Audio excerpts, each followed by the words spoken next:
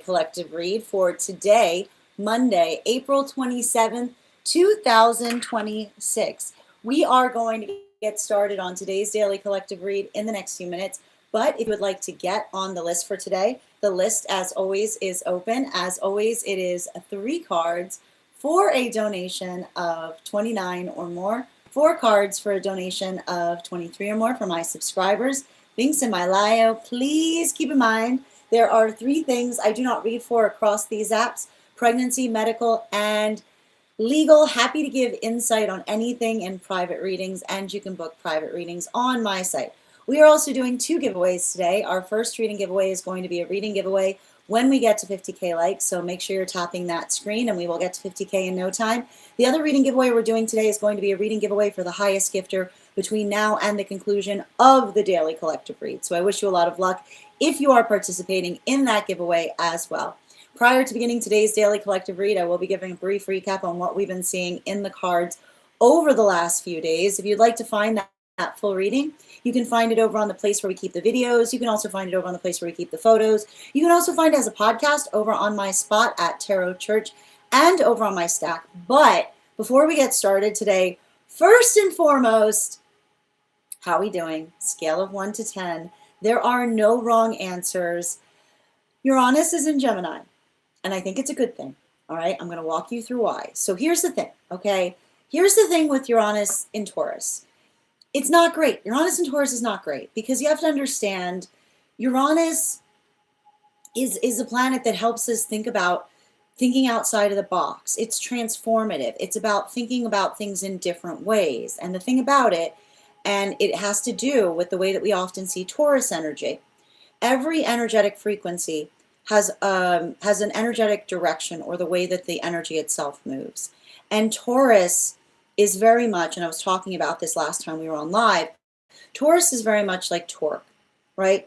And one of the major lessons that we often learn whenever we're going through Tauran cycles is that when one is trying to do something in a certain way, the power that one is able to effectively bring towards something, given a lot of that perpetual work towards building into a single focus or momentum, right? Definitely positive. However, Gemini is all about different ideas, different ways of moving, a lot of that dynamic experience. So I wouldn't be surprised if you often felt when you were navigating Uranus through Taurus, the frustration point in terms of trying to bring things in towards bringing things to things in different ways, but feeling the energetic rigor as it relates to the nature of change. However, one of the things that we'll potentially see a lot more with Uranus in Gemini has a lot to do with speed and adaptability and being able to think very quickly or doing things in very different ways. Now, one of the things to also keep in mind with this energy is, and I like what we effectively identify in relationality to working through the context of the fact that we're seeing the shift of Uranus out of Taurus into Gemini, because it's the understanding that there is not technically a good way to think. It's not like there's one way of thinking that's better than another, but rather the adaptability of thought, right, is circumstantial based upon the necessity of the situation that one finds oneself within, right? And this is often a continuation of what we are potentially experiencing that's a result of moving out of Pluto in Capricorn, right? Which is having a lot to do with a lot of that formalized box thinking, right? Trying to put things in certain places, but instead almost having more of holistic approaches to things, or thinking about things in ways that allow one to be able to see a variety of different perspectives. Now, this is having a different impact depending on where one finds oneself on the frequency cycles. And I wanted to kind of bring up, there's a few things to pay a lot of close attention to right now, because I think that everything that we're seeing energetically is positive, but you have to take in consideration some of the work that we're effectively facing in terms of taking new approaches to things. First and foremost, it's really important to notate that we still have a remarkable amount of planets that are still in Aries. We've got about 7 different planetary formations that are in Aries currently. And the thing you have to recognize about that is I wouldn't be surprised if you feel like there are a lot of things potentially coming towards you all at once. The sense of having to feel like you're often having to switch speeds, or potentially feel like you have to navigate changes, but not allowing it to effectively frustrate the self, but more being energetically fortified in terms of one's own adaptability. This is also a conversation that we potentially see in terms of recognizing and navigating the value of frustration. And in a way, this is a continuation of what we were articulating was happening with this many planets in Aries. There's something very cathartic and healing here, because it's a conversation of understanding that feelings are not something to work out, to resolve in the self, or to try to create the space by which one doesn't have feelings, but rather the deeper understanding of what bothers us that allows us to get to the source of what it is that we're trying to heal more effectively. And I would identify that potentially what we're effectively seeing there is allowing for the context of what is helping to build a lot of these new relationships. We're going to start first with the conversation for the energy that is currently in solitude. You'll recall that these were the relationships that were building into a lot of the messages that we see in the world card of the tarot. And that has been happening since about the time that we experienced that new moon in Capricorn up until the present. And what do we effectively identify and recognize that is occurring in those energetic frequencies right now? Potentially a lot of work in terms of being able to identify what feels healthy, and allowing for that point of health to guide one in terms of the directions forward. Now, I was identifying that there were effectively, I want to say there were 2 different modalities that we were potentially seeing right now for a lot of the energy in separation. And for some, having to work through both of those experiences at once. It's not the fact that for some of the energy in separation right now, there could be a lot of feelings of the past re-emerging, but the re-emerging of the past that potentially shows how far one has come or how much one has healed from something, that allows the opportunity to be able to identify and recognize what one is effectively working on healing in the present context. So if there's energy in solitude right now, this could be a moment where getting distance from things may be feeling very healthy, because it's allowing the gift of perspective. However, this could be bringing up some experiences by which another person is potentially trying to heal something with reminisce. But again, a lot of the work that we potentially see that occurs with Venus also in Gemini at this time is the observation that reminisce doesn't fix things. That often the space by which another person is reminiscing is the articulation of someone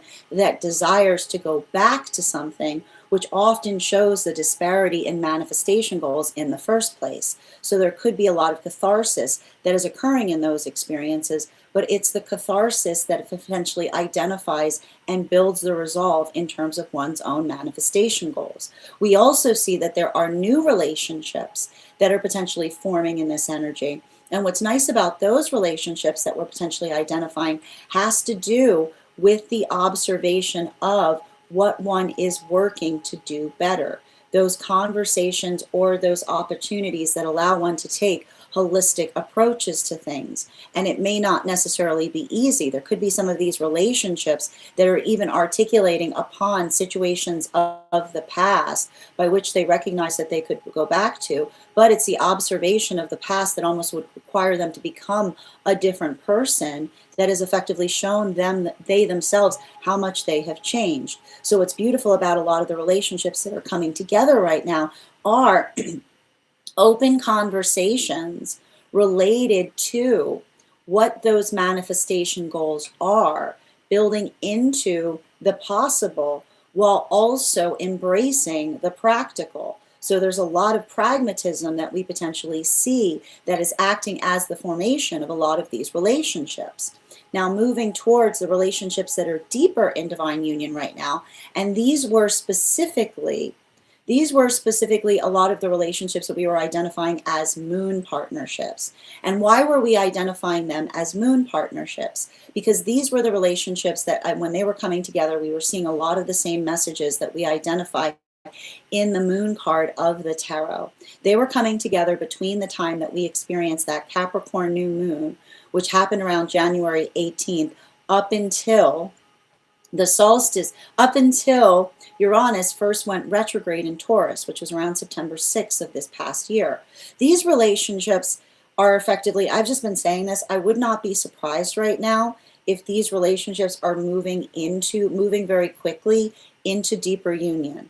That this period of time that we're potentially identifying right now between that recent new moon, new Aries new moon energy into the Scorpio full moon we've got coming up, this is potentially a lot of transformative energy that we're seeing. And I wouldn't be surprised if some of those relationships feel like they're creating a headspin moment for energy outside of the partnership, but for the energy within it, it feels very natural. It feels very attenuated. It feels very much in alignment, specifically because these are relationships that are building into deeper relationship with an observation of partnership with a counterpart that encompasses the ability to share and hold all of one's facets. So we see that for a lot of those relationships, that expansiveness may feel very holistic. There may be a lot of emotionality there, but even in the space by which we see a lot of the emotionality, this is why those relationships are moving into partnership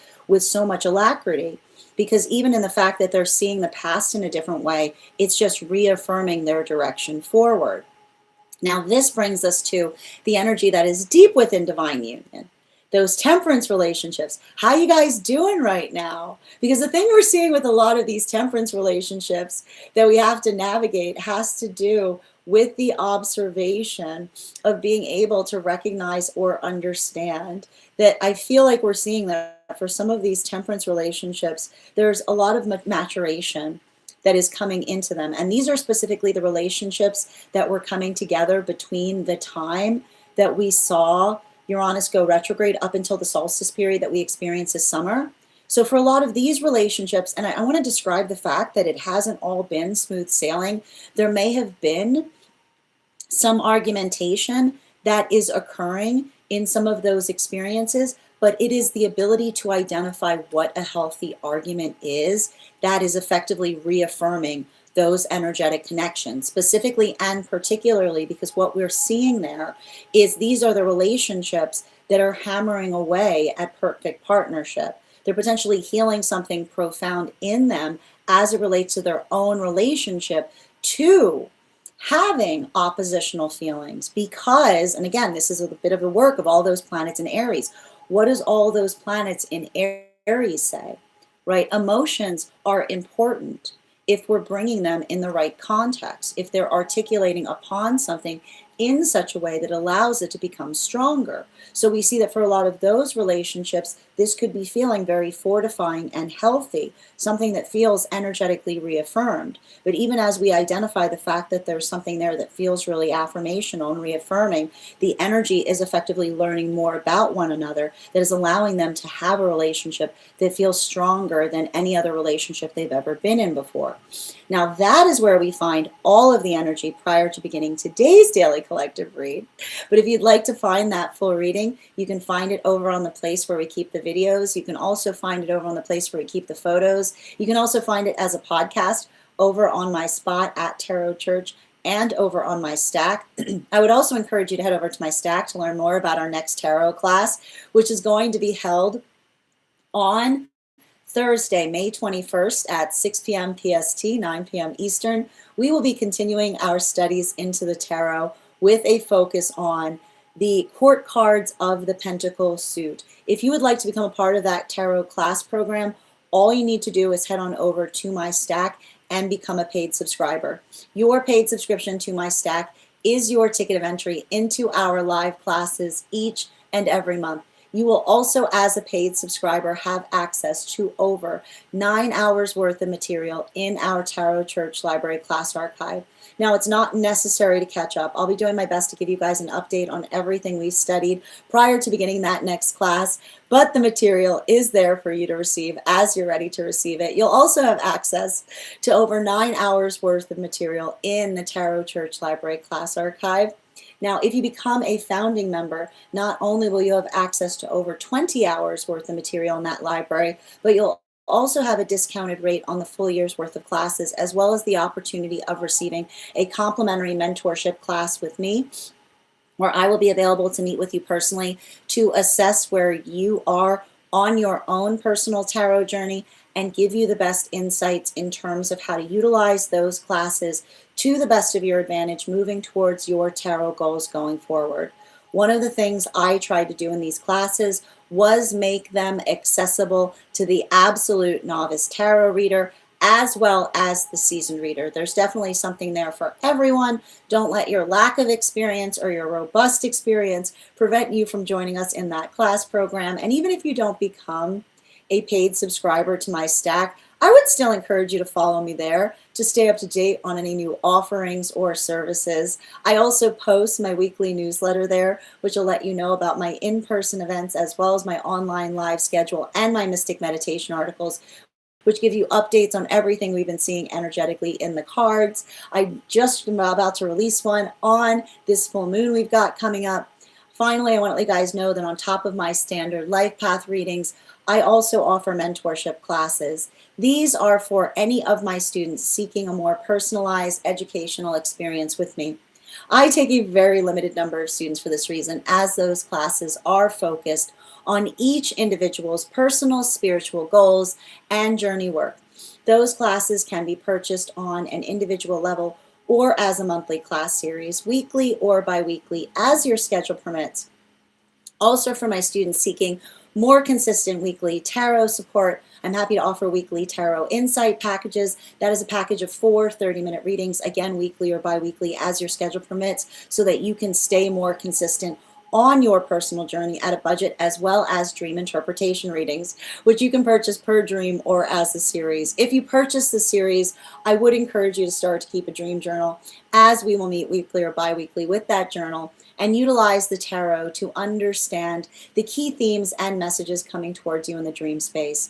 But let me know in the comments how this energy is impacting you personally, because it is going to hit everybody a little bit differently. That said, we are going to get started on today's daily collective read in the next few minutes, but if you would like to get on the list for a personal reading today, the list, as always, is open. As always, it is 3 cards for a donation of $29 or more, 4 cards for a donation of $23 or more for my subscribers. Links in my bio. Please keep in mind there are 3 things I do not read for across these apps: pregnancy, medical, and legal. Happy to give insight on anything in private readings, and you can book private readings on my site. If you're joining us across the other apps, you can also get on our list today via Archery, that has links in it in my bio. If you are joining us over on the place where we keep the videos, please remember that your paid membership there entitles you to the same benefits that we have articulated for subscribers. And I would love to be able to offer that over on the place where we keep the photos, but I do need your help with that, friends. So if you could take a moment today to stop on over to the INSTA, give me a follow there. Thank you for that beautiful gift. Comment followed. I will thank you for that follow with an affirmation from a guide for the advanced soul. And if you're already following me there, just share this live with 3 individuals and comment shared, and I'll be happy to thank you with an affirmation as well. I am going to take a moment to read over some of the comments that came through as I was reading. If you are on the hold list and would like to be added back to the list, all I need you to do is put the date that you were put on the hold list, and I'll be happy to add you back as well. My friends, we're already at 3.3K likes. Thank you so much for tapping that screen. And Jolene, thank you for joining us. Welcome, Valerie. How you doing today, CV? Grand Rising, Denise, good to see you. Excellent, and thank you for becoming the 117th member of my fan club, Karma. Good to see you today. Persimmon, as an Aries stellium, I've been finally oddly relaxed. I don't think that's weird at all, person.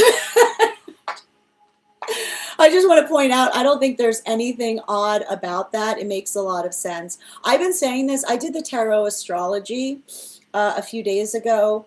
And again, the one sign I'm like not too worried about in this energy right now is Aries. I mean, as long as Aries has been doing their homework, this may feel like a lot of stuff that you healed a long time ago, is the best way I can describe it.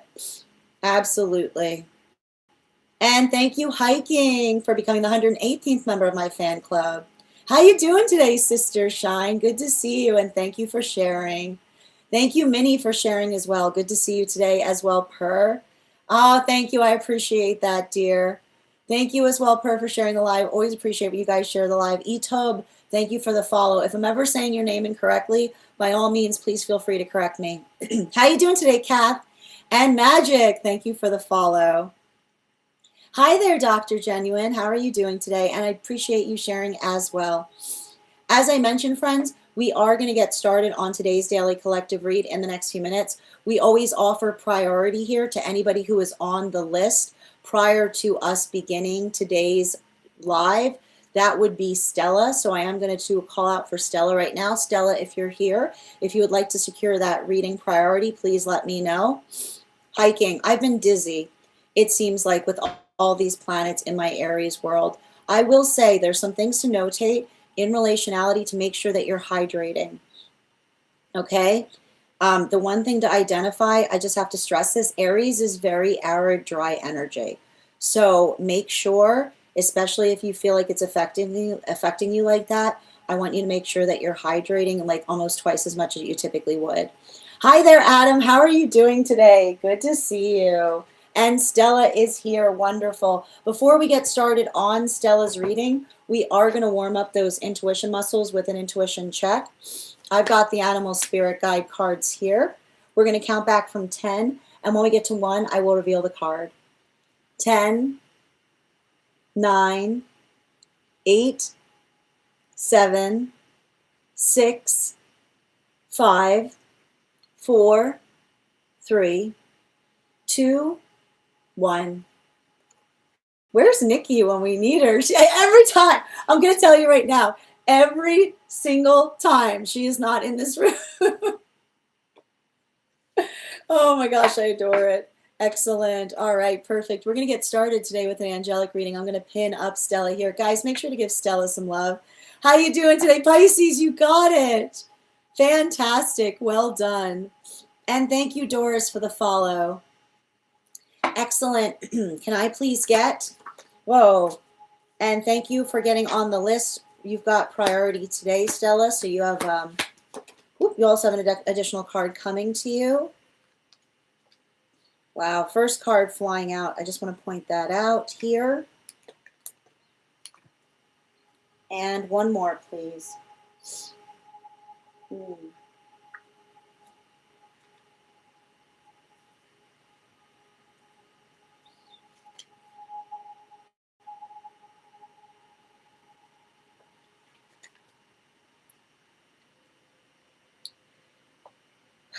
You know, there's something really important that I feel like you're going through right now.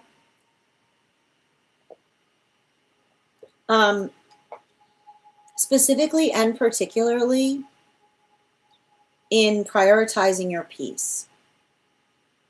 And I just want to show you some of the cards I see around you to understand like the amount of peace that you're working to protect. Because this is a card that came flying out first and foremost, which is the Empress. And it's interesting too, because it almost feels like a map for protecting your peace right now. And especially with the 5 of Swords in its reversal, and that's behind you, and this is what's before you. The 4 of Swords in its upright. And we don't mind seeing this card here, especially in that capacity. And I want you to understand the message is effectively coming through, because this was what was below you, which is effectively the Lover's card in its reversal.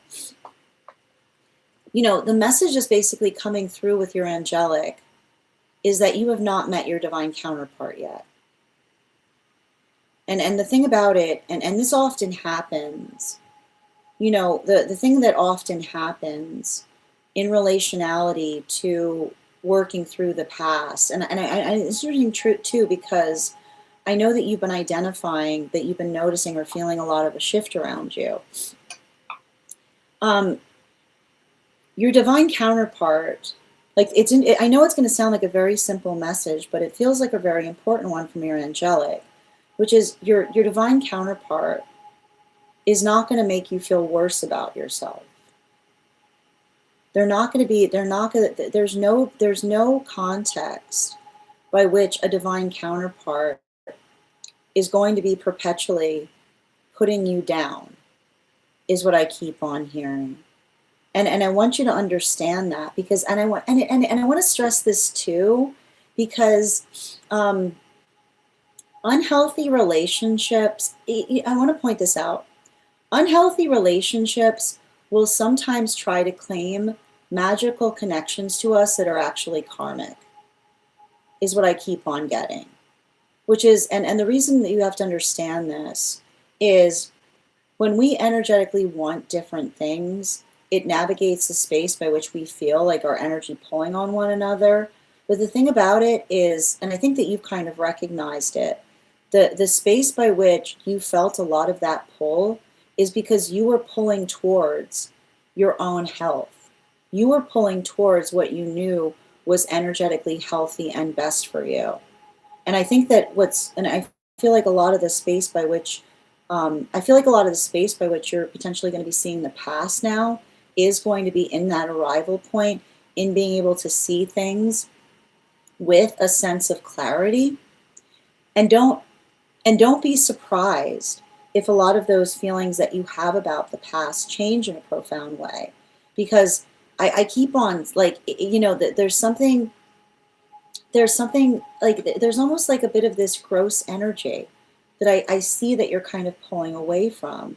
And the gross energy is potentially feeling like you have to arrive into someone's love by navigating their conditions. And I want you to understand that is what it means. Like, you can't say, like, conditions are not, there's no love that is experienced in relationality to navigating conditions. And that's not to say that we don't hold each other to standards, but the difference between, and it's interesting, and I feel like it has a lot to do with that message I sent to you, the difference between standards and conditions are the modality by which another person encourages us to be our greatest self, right? It's the drive upward that we ourselves hope to achieve. And I keep on getting, remember that your divine counterpart is going to be driven, but they're only ever going to drive you in directions that you aspire and desire to go. I feel like you need to write that down. Your divine counterpart is only ever going to drive you in directions that you yourself aspire and desire to go. Because a lot of this, like, the problem with some of the energy I see around you, and I want you to understand that, it's not the fact that I don't see that you're potentially still going to have those tugs by which you recognize someone that's waxing sentimental upon you. But you have to understand, waxing upon sentimentality is not love, because often those who are waxing sentimental do not recognize or identify what was energetically broken that created the space by which one had to heal from it in the first place. So I feel like a lot of the work that I'm seeing you, like a lot of the care that I'm seeing in terms of this angelic is saying that as long as you continue forward in that direction, they're with you every step of the way. And you're probably, I even see like the space by which you're potentially looking back on past situations, you're probably recognizing their presence there in ways that now feel profound, specifically, and it's funny too, because that word didn't want to come out, specifically and particularly, because, and I think we've talked about this, like I keep on getting, every time I read for this angelic, that they feel very sad that they had to shroud you in despair. But I keep on seeing that something about them shrouding you in that despair was helping you get to where you are today. Because I just keep on seeing that if they had not, they keep on articulating to me when I read for you, that if they had not shrouded you in that despair, then others like, and I keep on saying something about that despair that you felt was effectively acting as shield, because it made others aware that they could not energetically touch you in that way. I want to give you some bottom of the deck on this reading. Yeah, like a lot of this seven, here's the thing about it, and it's interesting too, and I think I told you, I have to stress this. Um, the angelic that I found for you, I haven't read for before. They're very unique. And that's why I keep on seeing, right, that even in the space by which they were articulating, I keep on getting this message that they were energetically weeping with you in those moments, right? And that there's something about that. And that's why it took me a little bit of time, because I had to do a little bit of delving to try to understand who, like, the energy that I was reading into. But I keep on seeing that a lot of the work that was coming through on that was effectively, it's like there's an ongoing conversation that I feel like I wouldn't be surprised if you almost hear a lot of that conversation coming through in terms of helping them understand a circumstance or situation by which they didn't see any other way to move you through it beyond helping, but beyond allowing the despair to pave the way. Because I keep on seeing that observation of energy understanding that those emotions, right, those emotions were not things that you were going to separate yourself from, but you were going to hold closer to yourself. I just keep on seeing they not only want you to remember to continue to feel your feelings, but to hold your feelings in ways that always allow the observation of being able to make something better with them instead of harboring, is what I keep on seeing. And that's why I keep on seeing the fact that there was a transition, because I feel like the new energy that's potentially coming towards you, and it's a little bit, I usually go into this with mentorships with clients. It's not that they're different. It's not that it's a different. It's that they themselves have transitioned to a certain extent into, I keep on saying, they've transitioned into a form that can better help you with that. But the one thing they keep on identifying is, don't despair. I know it's kind of ironic, because like it's the same energy that says that they brought despair to you, but they're saying don't despair that you feel like you've lost connection with divine counterpart, because I just keep on getting the fact that they're articulating that you have not met them yet. Thank you so much for having, like, they're ahead of you, like they're ahead of you. They're not behind you, is all I keep on seeing. Thank you so much for having that reading with me, Stella. And if this message connected to you as well, it's very common for those who need these messages to be here to experience them. We are doing personal readings right now. If you would like to get on the list is open. You will be the first person read for once we complete the daily collective.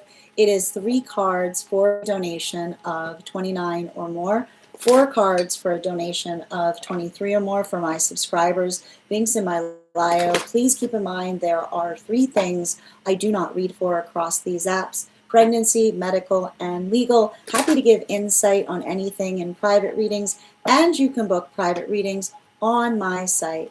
I'm going to take a moment to read over some of the comments that came through as I was reading. Also, for anyone joining us, we're at 7.6K likes. When we get to 50K, I will be gifting a reading back to the collective, so make sure you're tapping that screen, and we will get to 50K in no time. How are you doing today, dear? Yes, I'm back, Adam. How are you doing today, dear? Good to see you. No problem. Hey there. That makes sense. You're so welcome hiking. And make sure you're eating a lot of extra grounding foods right now. Yep. You got it. Well done, Pisces. I figured she was. It's crazy. I came live right in the moment and you said my name. That's wild.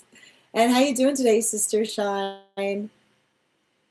Oh, thank you guys for supporting each other in these messages as well. Absolutely. Oh, interesting, Stella. And EM, thank you for the follow. Divinely, thank you for reposting as well, dear. And thank you, Tom, for the follow. Yeah, and I feel like, the thing about it is I just keep on seeing, like, it's interesting. It's a very attenuated message because the fact that there's a lot of emotion every time I read into it, you know, like it was something that they're almost articulating. It was as hard for them as it was for you. Oh, thank you for the compliment, Stella. How you doing, Minnie? Roscoe, thank you for the follow. Hi there from Queensland. How's it doing? How you doing there? And thank you, AKA, for the follow as well. I'm doing well today. How are you? As I mentioned, friends, we are going to get started on today's Daily Collective. If you would like to get on the list today, it's a great time to get on the list. You're going to be the first person after the Daily Collective. I'm going to stress we're not going to be on as long as we typically are today. So if you would like to get on the list, I would encourage you to do so sooner rather than later because I am going to keep the list somewhat short today. It's 3 cards for a donation of $29 or more, 4 cards for a donation of $23 or more for my subscribers. Links in my bio. Please keep in mind there are 3 things I don't read for across these apps: pregnancy, medical, and legal. Happy to give insight on anything in private readings, and you can book private readings on my site. We're also at 7.7K likes. When we get to 50K, as I mentioned, I'll be gifting that reading back to the collective, so make sure you're tapping that screen, and we will get to 50K in no time. If you're joining us across the other apps and would also like to get on the list today, all you need to do is head on over to my tree that has links in it in my bio, and you can join there as well. If you're joining us over on the place where we keep the videos, please remember that your membership there entitles you to the same benefits that I've listed as subscribers, and I would like to be able to offer that on INSTA. I need your help with that, friends. So if you could take some time today to make sure to give me a follow there, comment followed in the stream, I will thank you with an affirmation from a guide for the advanced soul. And if you're already following me there and would like that affirmation, just comment shared in the live after you've shared this live with 3 individuals, and I will also be happy to give you that affirmation as well. Before we get started on today's Daily Collective, though, let's warm up those intuition muscles with an intuition check. I've got the animal spirit guide cards here. We're going to count back from 10, and when we get to 1, I will reveal the card. 10, 9, 8, 7, 6, 5, 4, 3, 2, 1. We got the bull. Thank you guys for participating. We will do that again after the next reading. That said, no better time than the present. Hi there. Oh, and thank you guys for supporting each other in the comments. I do my best, Jay. Thank you for being here and receiving these messages. As I mentioned, friends, if you guys could share the live, I'd appreciate it. Make sure anyone who'd like to catch this reading live is here to receive it. That said, why don't we get started? Welcome, everyone. Happy Monday. I'm the Grace Strega, and I'm here to give you your daily collective read for today, Monday, April 27th, 2020. 6. What do we got coming through in the cards for today? Can I please have the first 5 cards in our 5-card spread? First 2 cards we are starting our day off with today are the Strength card in its upright in combination with the 7 of Swans in its upright. I love to see these 2 cards in combination today. Let's talk a little bit about it. Here's the thing. Gemini, listen, we have to talk, here's the thing. I know everybody's been going wild. Everybody's been talking so much about all the planets in Aries. We haven't been putting a lot of conversation into the fact that Uranus in Taurus is really, really frustrating. It's slog energy. It can often feel like it's the space by which you're trying to do something, and it feels like it's taking like absolutely everything in order to try to energetically accomplish something, you know? If I had to describe like Sisyphusian energy, I mean, like if you had to tell me like, oh, what would you describe astrologically that would feel like Sisyphusian? Like I would basically say, okay, well, yeah, like stick Uranus in Taurus, like while you've got a lot of planets in Aries, and then stick Jupiter in Cancer, because it's the modality by which one effectively feels like a lot of that burst energy that we often feel that occurs with Aries energy, and then the modality by which we try to push And then it doesn't feel like we get anywhere because Uranus is trying to move through Taurus. And it's not to say that the Taurus energy isn't positive, but sometimes it's the identification point in being able to understand that the value and significance of doing things has a lot to do with recognizing and identifying or working through location. And what's beautiful about that is, here's the thing about it, Uranus does much better in Gemini. Uranus in Gemini is all about adaptability. It's all about rapid communication. It's about kind of moving through things very quickly. So we potentially, the one thing I want you to navigate is working through a bit of this shift, because the best way I can describe what it might feel like as we're working through, like, you ever seen a roller coaster? Like, you ever seen like a roller coaster, like the old ones that crank up and then they go like that very quickly? It can feel a little bit like that. So make sure that, and this is why, again, we're going to be kind of working through the lessons that we saw in the recent new moon cycle as we work through this energy, which is effectively prioritizing the care of the self, taking incremental approaches to things, and not working through the space by which one feels overwhelmed, right? Remember, right? And I wanted you to understand, I feel like there's an important thing to identify, is when one is feeling overwhelmed, remember that time is also a dimension, right? Which is the space by which it's not the fact that you have to do everything in every single moment, but a lot of the work that we do in terms of pacing allows us to be able to do things as effectively as we can.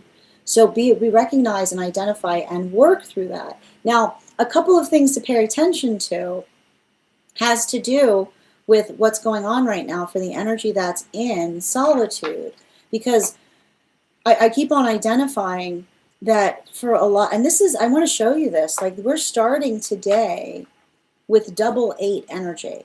The Strength card, even though it's major arcana, also rests on an 8. And this is also what we see with the 8 of Wands. And so what does the 88 energy often talk to us about? It's finding, and it's finding one's flow state, right? It's finding one's ability to move in and out of things. And here's the thing about it. When one finds a flow state, then one can find new energetic states by which one can flow into, right? It allows for a lot of that. It allows for that fluidity that effectively occurs across many different things. And so I feel like this is what's beautiful. And I almost want to describe, I feel like what we're effectively seeing right now is the culmination of a lot of the work that we saw, that we were navigating in relationality to working through that space of the World card. This is what we were looking towards in relationality to navigating that, because the World card often articulates upon the ability of navigating and expanding one's comfort zone, right? That's a continuation of what we were identifying throughout the period of Uranus being in Taurus, right? The only way to find a deeper comfort zone is through the ability of stepping out of one. So we see that there's a lot of that adaptability there, or a lot of that ability in terms of getting comfortable with being uncomfortable. Because when one is comfortable with being uncomfortable, then one understands that that is the nature by which one is energetically expanding to possibilities. So we see that, and I want to describe this. This is not to misunderstand what I'm stating here, right? This isn't the uncomfortability that doesn't make one feel at home with oneself, okay? That's not the uncomfortability, right? Not the creepy uncomfortability that we often see in trauma spaces, by which another tries to make one feel comfortable with something that one is not comfortable about, right? I also feel like what's beautiful about this is there's a deep rejection of that that's potentially occurring in this energy as well. But rather the awareness, right? the awareness of the difference, the awareness of the difference between the uncomfortability that doesn't feel like it's in alignment to the self versus the uncomfortability that we feel as we reach closer towards ourself, right? And that is the work that we often navigate as we're experiencing maturation, right? Because what is maturation if not feeling uncomfortable in the best way possible? So effectively, this is what is allowing for the context of some of these relationships to occur. This is either energy in solitude that is getting much more comfortable with being able to discern the difference in their own feelings of uncomfortability, or these are new relationships that are coming together at this time and they feel uncomfortable in the best way possible because they're stepping out of their comfort zone together, but they're stepping out of their comfort zone together towards desired potential. Center card in our 5-card spread for today is, we've got here the 9 of Pentacles in its reversal. And there you see that's, I love it too, because that's what I would effectively, everything I just stated would be very elegantly identified with that 9 of Pentacles energy in its reversal, right? Because the uncomfortability point, that, and I like to point this out, 9 of Pentacles is always a comfortable card, right? Like there's some cards that are, even when they're in their reversal, they speak to us about comfort.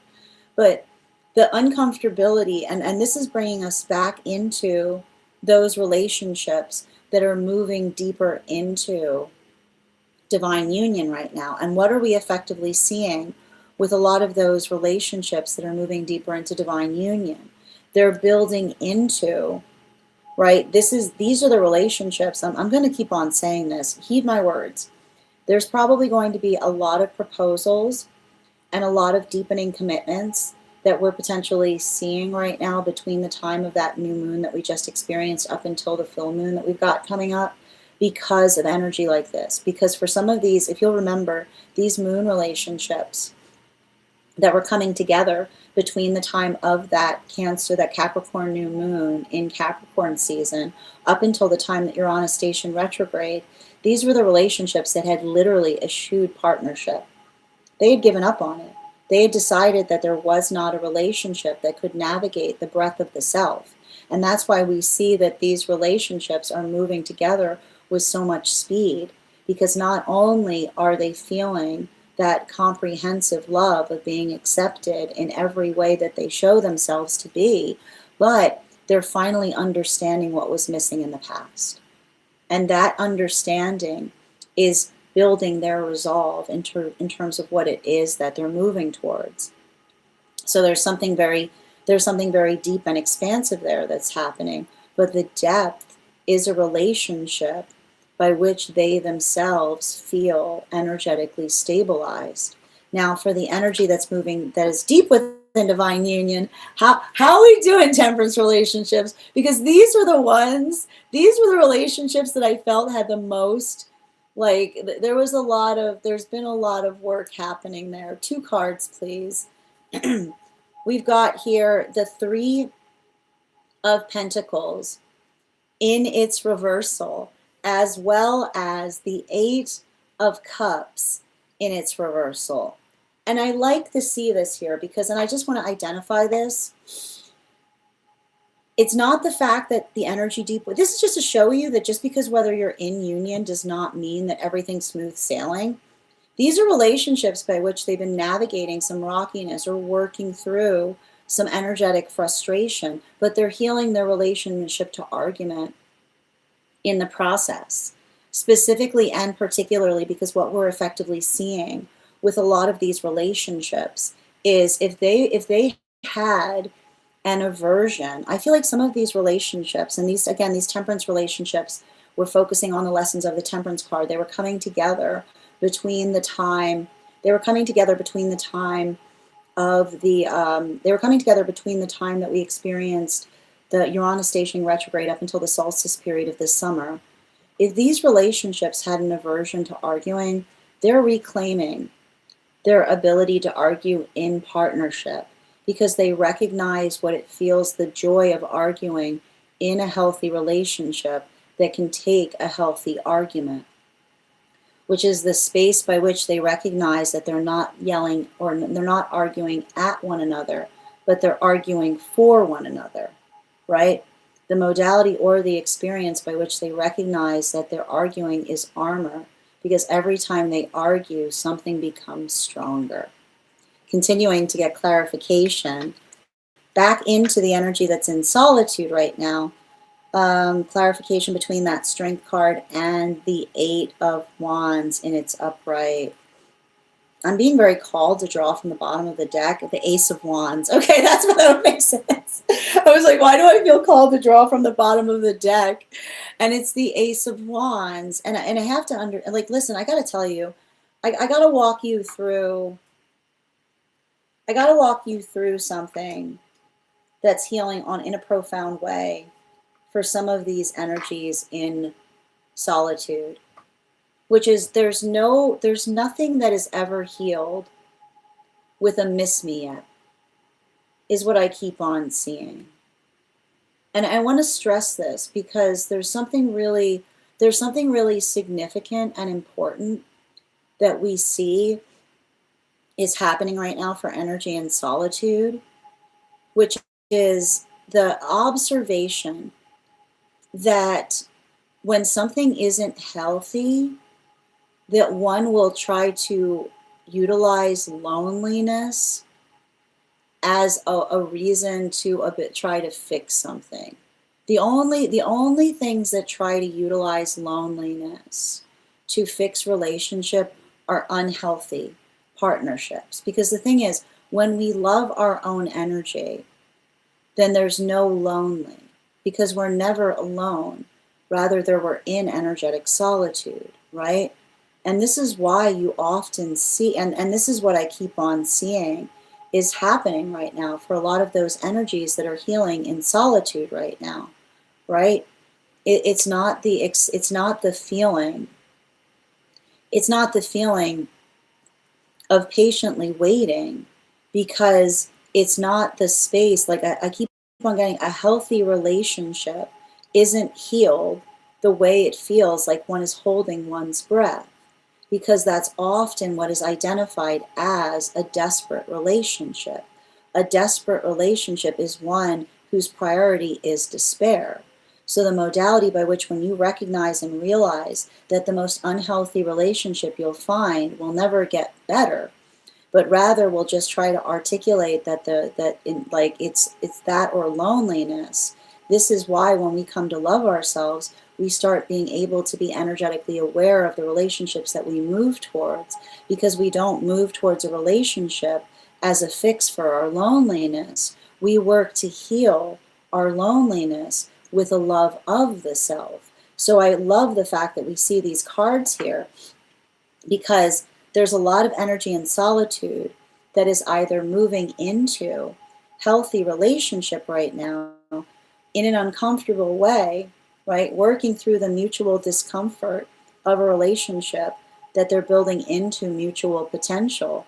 Or these are relationships that are loving each other themselves, right? These are energies that are in solitude that are healing their relationship to relationship by loving themselves in the best way possible, right? Because this is the energy that says that as we honor ourselves, so too do we find the relationship that honors us in proportionality to that space. And it's never, I keep on getting, it's never selfish to do that, as long as it's reciprocal, as long as we're not articulating that that is something that feels over what we ourselves would eagerly do. So there's a lot of that energetic reciprocity there. Continuing to get clarification between our 8 of Wands in its upright in combination with the 9 of Pentacles in its reversal. Can I get one card to clarify? And we're moving back to the energy that's moving deeper into divine union right now. We've got here the Judgment card in its reversal So what do we effectively see with the Judgment card and its reversal? The observation or the understanding of, I keep on getting these moon relationships that are building into the experience of mutual comprehension, or the relationship that feels like it is large enough to be able to navigate the expansion of the self, right? And there's a lot of beauty that we're potentially observing there, specifically and particularly because, and I want to describe this, the reason that we see that these relationships are moving towards each other or they're coming together so quickly is because they've never been in an experience by which they felt so fully seen or so fully accepted. And that feeling or experience of feeling seen and accepted is what is effectively building into the context of those healthy relationships. And the expansiveness that's being observed there is a conversation as it relates to experiencing, and at the same time as they're moving deeper into those relationships, they're healing from experiences that made them feel worse because they were relationships that were requiring that they had to subtract a part of themselves in order to stay within a relationship, right? And so that's why we keep on seeing that for a lot of those relationships, it doesn't feel, right? It doesn't feel like, it doesn't feel like they're in a relationship of subtraction so much as it feels like they're finally in a space by which they themselves can fully flourish and thrive. While for continuing into, moving into the energy that's deep within divine union, clarification between that 9 of Pentacles in its reversal with the 3 of Pentacles in its reversal. Can I get one card to clarify, please? We've got the Knight of Pentacles in its upright. So what are we effectively identifying with a lot of that Knight of Pentacles energy? A lot of the work that we're potentially seeing or experiencing there has a lot to do with the observation of identifying, and this is beautiful because this is just what I meant in terms of the energy being very different right now, because we've got that 9 of Pentacles in its reversal with the 3 of Pentacles in its reversal, as well as the Knight of Pentacles in its reversal. So what that really speaks to us about is the observation of being able to identify and work through experiences by way or through the understanding of recognizing or fortifying upon what it is that we're looking to do better. And that's why I keep on seeing there's something during this time right now that feels really healing, because the healing that we see that is occurring in those experiences has to do with the energy that is effectively identifying what it is that they're trying to get stronger at, right? And that's why I keep on hearing, even if there is some kind of argument that's happening in those relationships, a lot of that argumentation that we're potentially seeing is the fortification of the relationship, because they're getting better, right? It's they're working together on things. And when you're working together on things, it's natural to have an argumentation, because it's the argumentation that leads to celebration, right? It's the identification of being able to identify and recognize the full force of care that we bring to things that allows us to do something as well as we are possibly able. So there's something very beautiful about that, because it's the energy that's healing any anxiety related to argument, because they're noticing the difference between arguing at one another versus arguing with one another, in terms of being able to have an argument but not lose sight of the mutual manifestation goal that they're trying to work towards together. Continuing to get clarification, moving back towards the energy and solitude right now, between our Three of Pentacles in its reversal and that Eight of Cups in its reversal. Can I get one card to clarify, please? Clarification coming through right now with a Six of Swords in its reversal. So what are we seeing right now with that Six of Swords? It's important to notate, because the Six of Swords, I would not be surprised right now if there are some energies that are in solitude that feel somewhat untethered. Okay, that's the best way I can describe this energy here. Okay, this is a Three of Pentacles with an Eight of Cups in its reversal, with an Eight of Wands. I mean, an Eight of Swords in its reversal. So the thing about it is, especially with this energy, how do I describe it?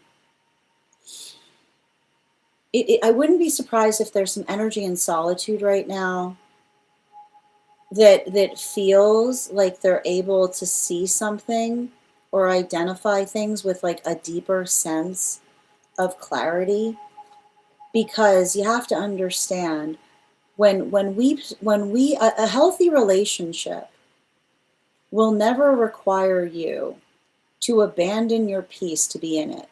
In fact, it will protect your peace in ways that you yourself could not identify was possible, right? Because it's the observation of being able to work through things by which we identify and we articulate upon the value and significance of our peace, right? That allows us to be able to identify, and here's what I keep on getting, right?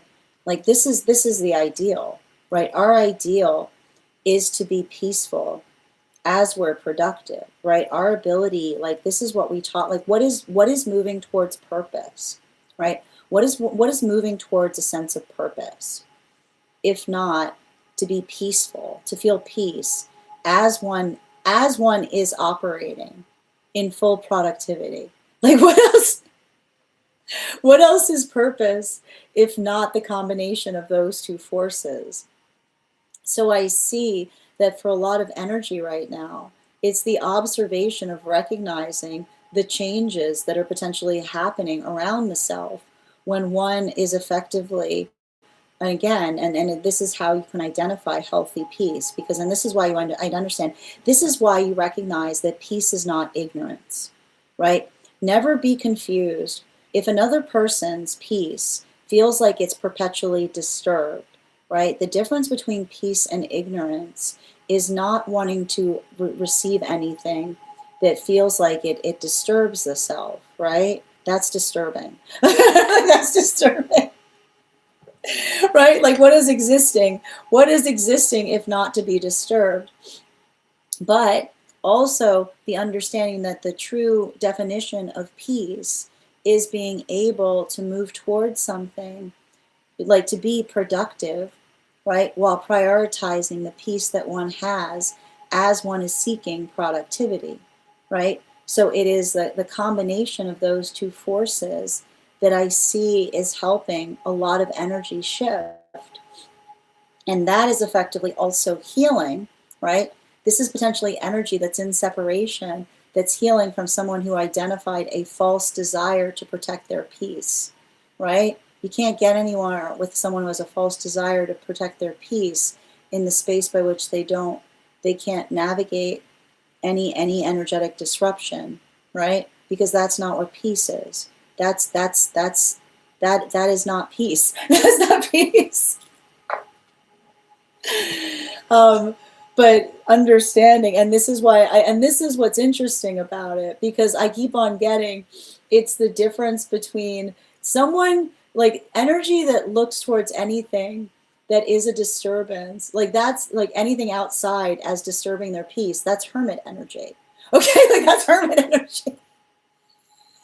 Hermit energy is not the same as peace energy, versus the space by which we understand that peace is the ability to be as productive as possible as we work to maintain an energetic, to maintain the peace the space of peacefulness and the joy that we find in being productive. So that's what I think is really interesting about this, because I don't see, it feels like there's something there with energy, but I wouldn't be surprised if this is a very creative time for some energy and solitude, because it's finding the peace that is identified through productivity. Like, welcome to Uranus and Gemini. It's the understanding, like, this is the thing about it. Like, we ourselves are active creatures. We desire. We desire to do things, right? We desire to effectively to create. And so I think that that's beautiful. Actually, I feel like that's what we're potentially going to see a lot of with Uranus and Gemini, which is understanding that creativity and productivity are energetically harmonized in the best way possible when energy is able to align to their purpose as quickly as possible, right? So I feel like that's a lot of the energy that's either focusing upon that and prioritizing that in a way that feels like it's bringing a lot of catharsis and healing, or relationships that are coming together at this time with a lot of that. I keep on getting the mutual invested interest in building into each other's fullest potential, which allows the context of understanding the uncomfortability that they move towards as they build into that. Continuing to get clarification between our Ace of Wands in its upright in combination with the Judgment card in its reversal. Can I get one card to clarify, please? We've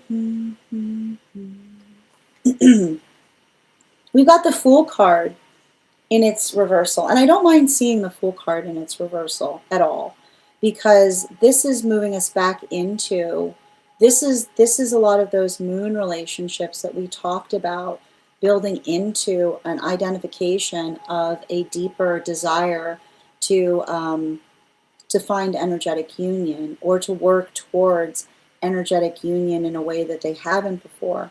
And the thing I keep on identifying with some of that Fool card in its reversal is working into the context or the understanding of the, like, this is what I meant, like, these cards are, and like, if these are energies that we're potentially waiting or thinking about, like, their own sense of being ready to move into partnership, this is energy that's like, I keep on getting, it's like, it's doubtless, right? Like, that's what I keep on seeing.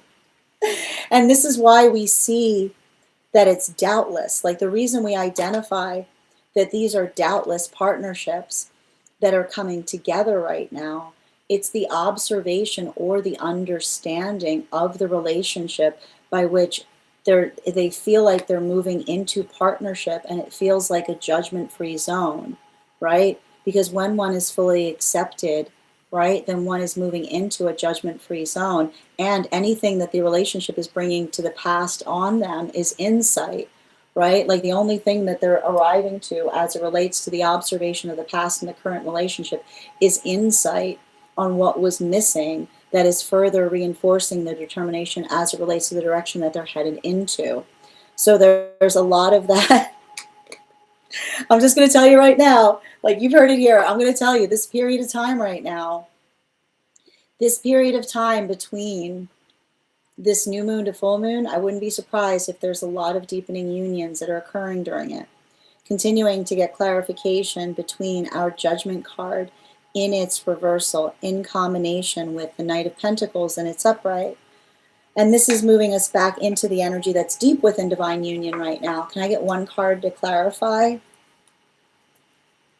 We've got the Sun card in its upright. and this is what we like to see. Even, and I want to point this out, I don't mind seeing a Nine of Pentacles in its reversal here with the Sun card, right? Because what do we, makes perfect sense with what we're identifying for the energy that's deep within divine union, because it's the understanding of the fact that peace is rarely peaceful, right? That when we're working towards peace, then we're often in the space by which we put a lot of work into it, right? It's hard to find peace. It's hard. And often the space by which we do so requires, and that's the thing about it, right? The difference between working towards peace and being avoidant is those who are avoidant will typically articulate that they're avoiding to protect their peace, but that's not peaceful, right?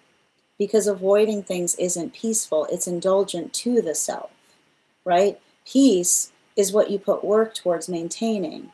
Peace is what we strive for, right? It's not the space by which you can't turn your nose up. Yeah, I keep on getting you can't turn your nose up, and this is what the energy to deep with the divine union understands. You can't turn your nose up and then define the fact that you're maintaining your peace, because that's not peace, that's derision, right?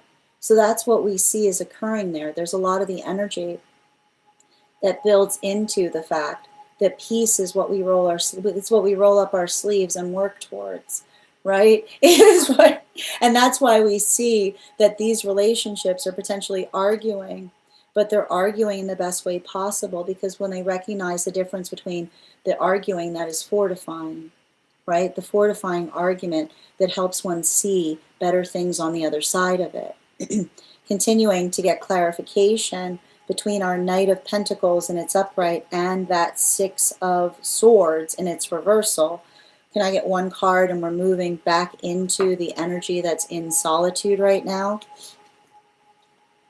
Yeah, there's that Four of Swords coming up.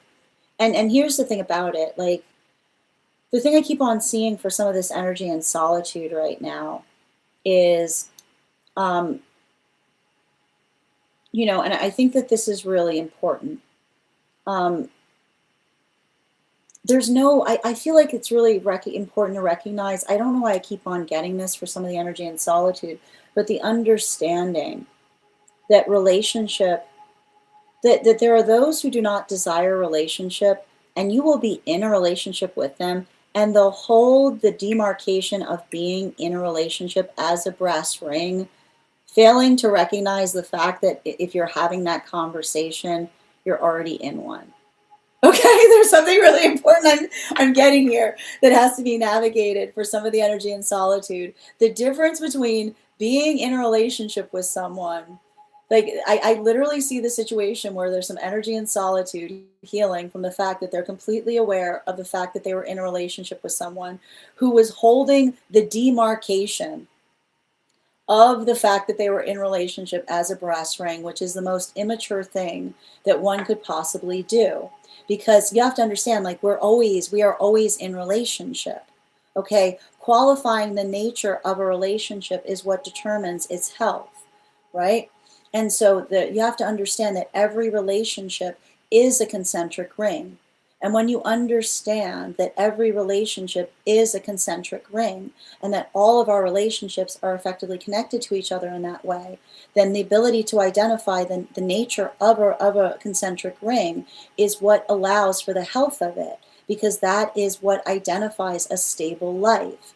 But there are those who effectively identify the fact that they want a relationship, but the relationship is perpetually unstable because they hold the demarcation of the relationship as some kind of valuation point. And it's a recognition that anyone that does that is basically aspiring for an unhealthy relationship, because it's a relationship that's built upon denial, right? It's a relationship that's built upon denial, which is the identification of articulating that someone would potentially give something to another, but only if, right? And there comes all of that argumentation that effectively leads to an unhealthy relationship vibration.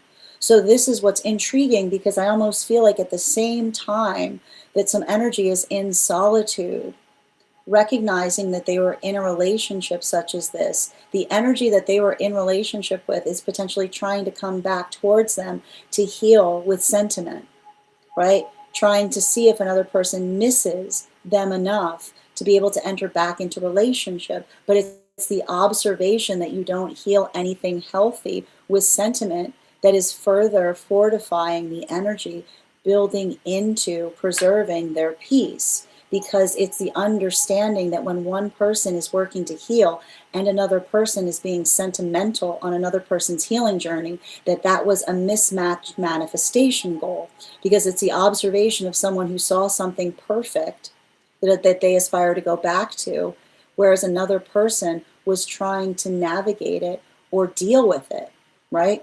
And that the space by which we're in healthy relationship is the modality by which we're experiencing the same reality.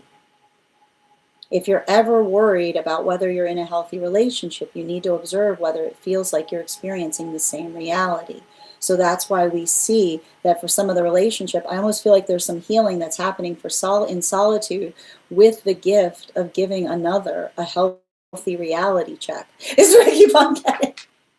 While at the same time, the new relationships that are coming together, right, they're healing together, right? They're not denying the fact that there aren't parts of themselves that still hurt, but they understand that that we don't wait until we stop hurting to enter into relationship, because trauma is the healing that literally takes a lifetime, right? It's the work that we embark upon together that allows us to be able to see our relationships, our sound, us moving towards healthy relationship is the journey of perpetually becoming one another's sanctuary. This brings us back to the energy that is moving deeper into divine union. Like I said, I see a lot of those deepening relationships here. Can I get one card to clarify? Mm-hmm. We've got the Queen of Wands in its upright. And I like to see that Queen of Wands energy in its upright there, because the Queen of Wands energy talks to us about the ability to identify and recognize not only how we feel, but what we do, like how we articulate and what it is that we work to heal, right? And I think that there's something really significant there, because, and I want to just describe what we're seeing. For some of this energy that is moving deeper into divine union right now, the observation or the recognition of being able to be the full amplification of the self, right? This is what we love. We just did a whole class on the Wands card, but it's the modality by which one doesn't feel like one has to choose a self to be, right? And that's why we see that these relationships that are coming together feel so energetically holistic or flourishing, because it's the energy that identifies and recognizes, right, the space by which we're both hard and soft, right? Like the space by which we identify the hardness that we bring to things, but also the softness is the space by which we feel energetically safe, right? Because it's the modality by which another can experience all of our energetic facets. So that's why we see that for a lot of the energy doing this work right now, we're moving deeper into relationship. This is why we see that for a lot of those partnerships, it's not even a question, right? It's not even a question mark in terms of like whether they're coming together. It's something that's energetically obvious, because to them it's the expression by which they're in a relationship, by which they feel they can be their fullest expression of self. And this brings us to the energy that is deep within divine union right now. Clarification between our Sun card and that Four of Swords and its upright. Can I get one card to clarify, please? Clarification coming through right now with our Page of Wands in its upright. And what are we seeing there effectively with the Page of Wands in its upright? The Page of Wands in its upright there, and I want to describe this, for a lot of the energy doing that work right now, the observation or the recognition, and I want to describe, I feel like what's happening right now for some of the energy deep within divine union is doing a lot of inner child healing. And the thing about inner child healing is, inner child healing is not easy. And I want to stress also, inner child healing isn't necessarily the person we were a very, very long time ago. It's healing from the version of ourselves that thought they knew everything, right? And the observation or the understanding of being in a space by which one is patient with the self allows the context by which we are perpetually learning more or perpetually growing or perpetually sharing, right? It's the expansion of possibility that allows us to feel renewed.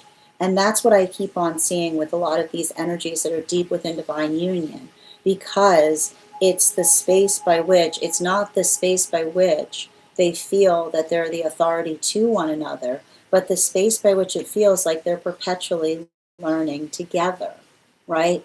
The journey of understanding that is profound because, right, it's ever expanding, and it's the mutual growth that allows one to be able to build into a deeper energetic connection. Final card for today's spread between our Queen of Wands in its upright in combination with the Page of Wands in its upright. Can I get one card to clarify? Ooh, we've got the Five of Pentacles in its upright. I like to see a Five of Pentacles in its reversal. I love to see a Five of Pentacles in its reversal, because it's, the thing about it is this is often a card I associate with abandonment wounds, right? This is often the card that we associate with feeling left out of things. How can you be left out? And I want to stress this to you. If you're ever going through an abandonment wound, how can you ever be left out of your own journey? I got some news for you. You can't be left out of your own journey. And when another person makes you feel left out, then that's where you should be paying attention, right? Because the thing about it is, and we work a lot into this context, the space by which we understand, when we look at the world, right? When we look at the world as a perpetual invitation, then we look at the world as a perpetual blessing, right? It's not the space by which we ruminate upon what's wrong, but the space by which we understand that we can be the force that makes everything better in every single moment, right? It's the ability by which we energetically navigate and address things that allow us the ability to do things even better. And so I feel like that's a lot of the message that we see. And this is the thing about it. Like, if you want a better world, if you truly want a better world, you got to get over those hard feelings. I mean that deeply. I mean, like, and I know it's hard, and it's not to say, right? And here's the thing about it. It's not to say that some hard feelings aren't valid. But when you understand, right? When you understand the difference between a hard feeling, like where you have a hard feeling on something, where could that resolve be going? Where could that resolve be going? Like, that's the question you need to ask oneself. And that's not to say that there aren't circumstances or situations that frustrate us. There aren't circumstances or situations that potentially make us feel like hardened, right? That's what trauma wants to do. And when you remember the fact that trauma wants to create hard feelings, right? When you think about that, when you really think about the fact that trauma wants to create hard feelings, then when you have them, you think about them more carefully, right? You observe them. You recognize the nature by which hard feelings form. And so I feel like this is what we see that's potentially happening in relationality to a lot of the work that we see with Uranus and Gemini, which is the ability to effectively move on. When we're able to move on from things, we're able to energetically move beyond things. And that's not to say, right? That's not to say that we come into the space of willful forgetting. In fact, you can't do something better unless you are energetically addressing what needs to heal and what needs to be fixed. So that's effectively what we see is happening right now across all of the frequencies that are working towards healthy relationship, right? Because it is the observation of honoring, right? Honoring the past, but not harboring the past, And what does it mean to honor the past but not harbor the past?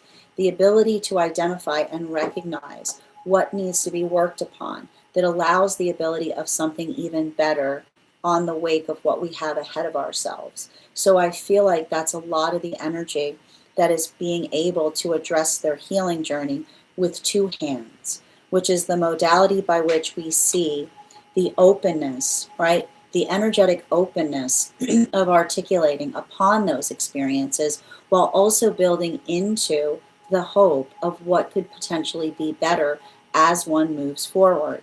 So there's a lot of this energy here that we see that is very committed towards active healing.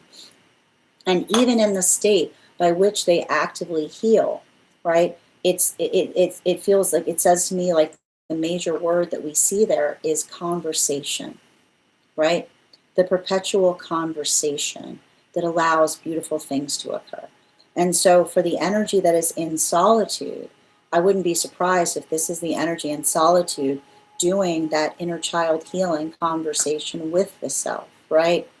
The ability of identifying or recognizing what we desired or aspired to, like what we hoped would occur in a situation versus what we found there, right?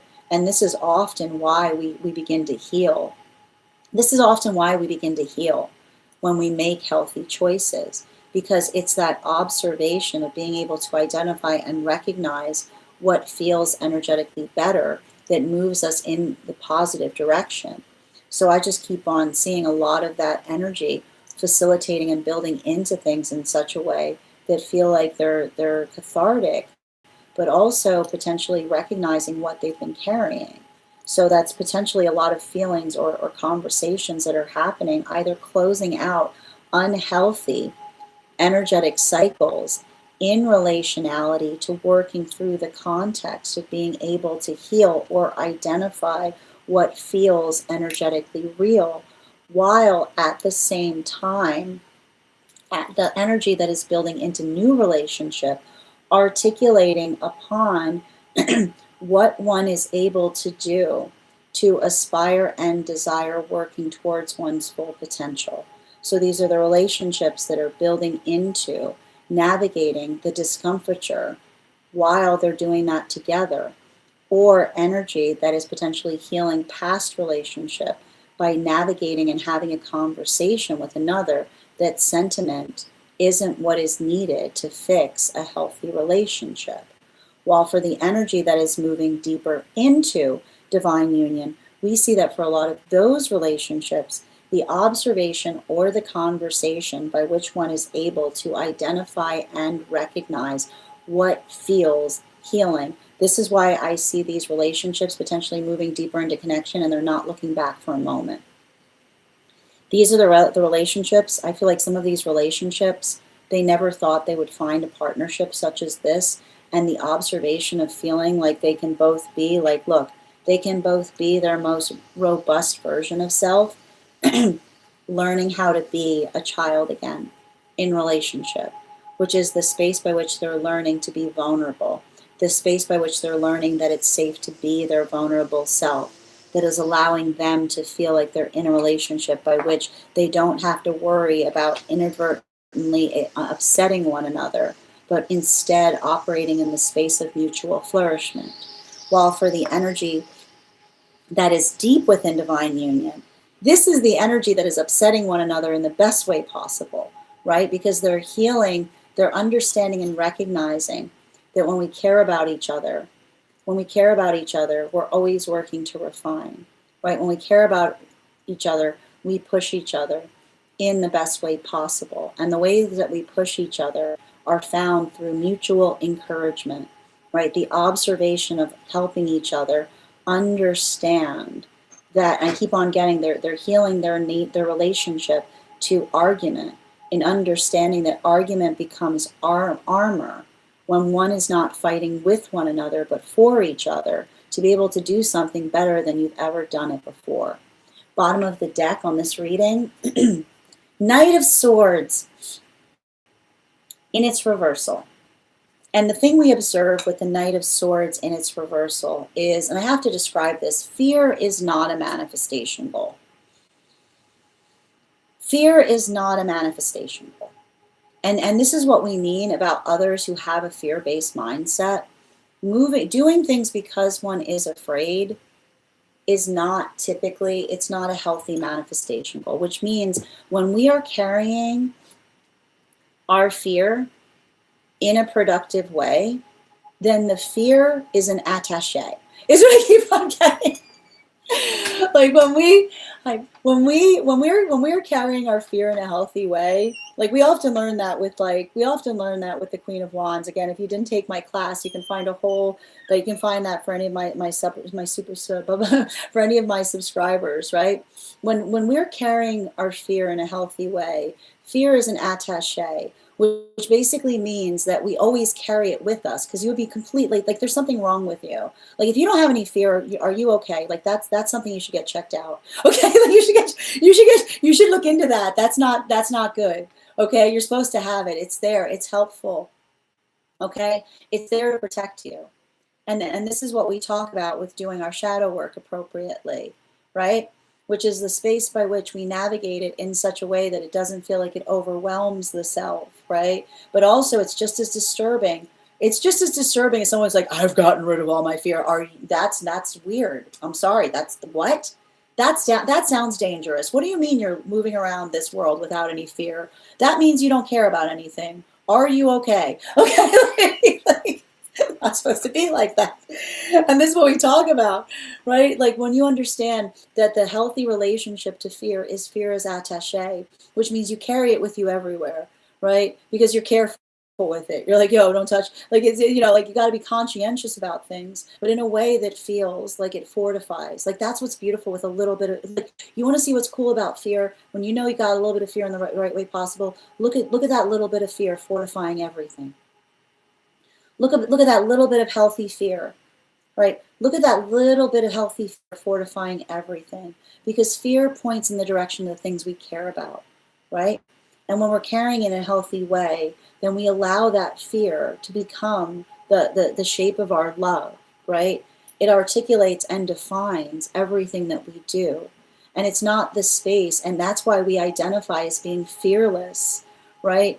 There's no such thing as fearless, because bravery, right? Bravery is what you do in the face of that bit of fear that you carry, right? It's the work that we do that allows us to be able to do something in a way that we've never done it before.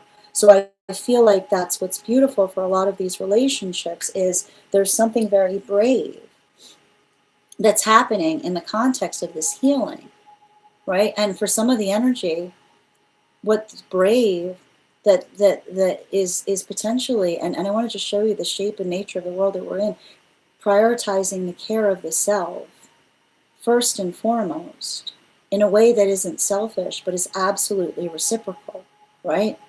It's not the space, that's not selfish, right? If you want to bring the amount of care to yourself that you would eagerly bring to another person, that is you being selfless for yourself in a way that you never have before. And that's what I feel like is a lot of the deep healing that's happening for some of these relationships right now. I feel like the energy is almost articulating that they're being selfless for themselves. And that doesn't mean that they're putting themselves before anyone else, but they're giving themselves the same proportion of care that they would eagerly give another person, because that is Spirit's first directive to us in every single way. That's what the Ace of Cups teaches us. That is our daily collective read for today. I want to thank you guys so much for being here and receiving these messages. Just a reminder, if you would like to book a private reading with me, it is a two-step process. You have to book the reading, you have to pay for the reading. Please make sure you do both if you'd like to have that reading.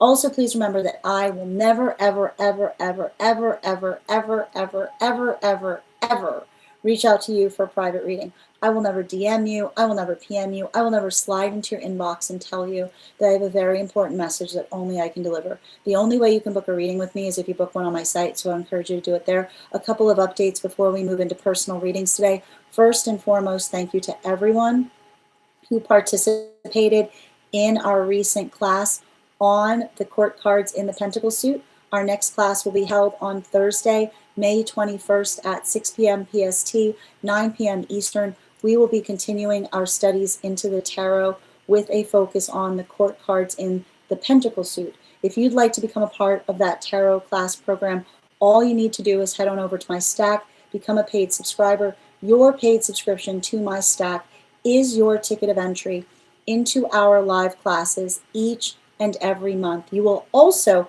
as a paid subscriber, have access to over 9 hours worth of material in the Tarot Church Library Class Archive. Now, it's not necessary to catch up. I'll be doing my best to give you an update on everything we've studied prior to beginning that next class, but the material is there for you to receive as you're ready to receive it. You'll also have access to a one-on-one chat with me and the other students to ask any questions that you may have in relation to anything we've learned and studied thus far. And if you become a founding member, not only will you receive a discount on the full year's worth of classes, but you'll also have access to over 20 hours worth of material in the Tarot Church Library Class Archive, as well as the opportunity of receiving a complimentary one-on-one mentorship class with me, where I will meet with you personally to assess where you are on your own personal tarot journey and give you the best insights in terms of how to utilize those classes to the best of your advantage, moving towards your tarot goals going forward.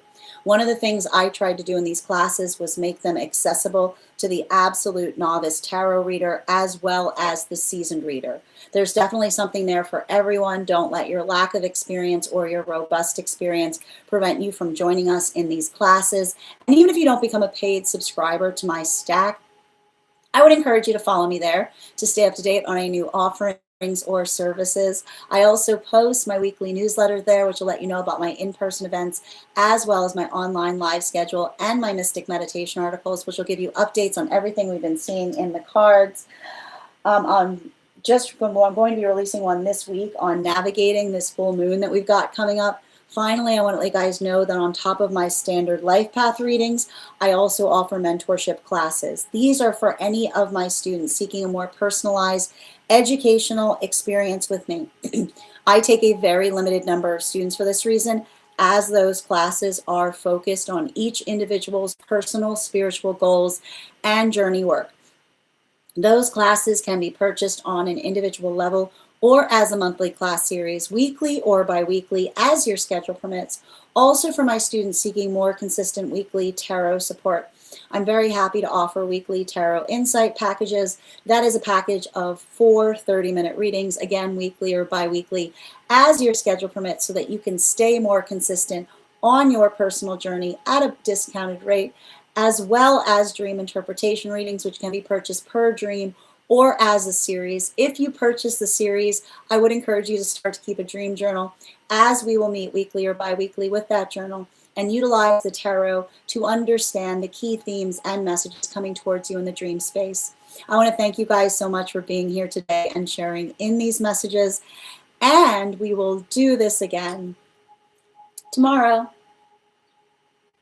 That is our daily collective read for today. We are going to get started on personal readings. Congratulations to Bridget. You got our highest gifter today, so you will be getting an additional card in your, you will be getting a free reading, and you came in second, so you will have an additional card in your reading.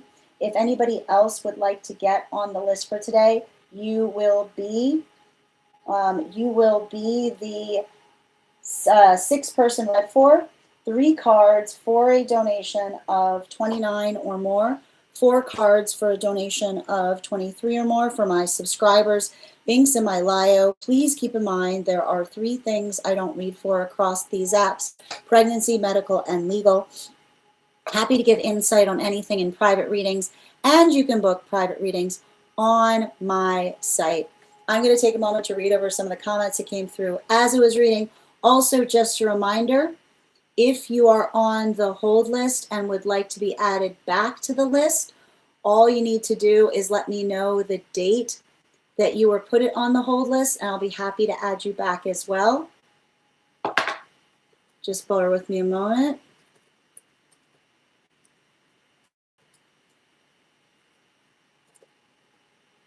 And you're so welcome, Per. Thank you so much for those gifts. And looking forward to that extra card. Just checking. Yeah, I'm going to read the list for you right now, my friends. For anybody who's interested in the list right now, the list we have at the moment is Angelique, Julie, Denise, and Bridget. And if anybody else wants to get on the list right now, you'll be the 1, 2, 3, 4, 5th person read for. Excellent. How are you doing today? Thank you again for the follow. And welcome, Lucas. Thank you for sharing the live. Always appreciate when you guys share the live. Guys, make sure to give Lucas some love, readers supporting readers. Hi there, AKA. Thank you for the follow. Excellent. Oh, thank you, Minnie. I appreciate that. That's very nice of you to say. Grand Rising, Ella. Oh, it's you right now. Thank you as well, Minnie. Sending you support on your journey. I hope you're making sure to prioritize self-care. And thank you so much for those beautiful gifts, Lucas. Excellent. Oh my gosh, I did. I don't know what I did. I don't know what I did differently, but I'm glad to hear that that happened. Thank you. Excellent. And thank you, user 672, for the follow. Thank you for that gift, Avatar. Good to see you today. I already had it. Yeah. Lucas is so much better at these things than I am. Lucas understands all the deets. Yep, absolutely. And thank you, Sancho, for the follow. Relationality. What do you mean by, what are you asking about in terms of relationality, Carla?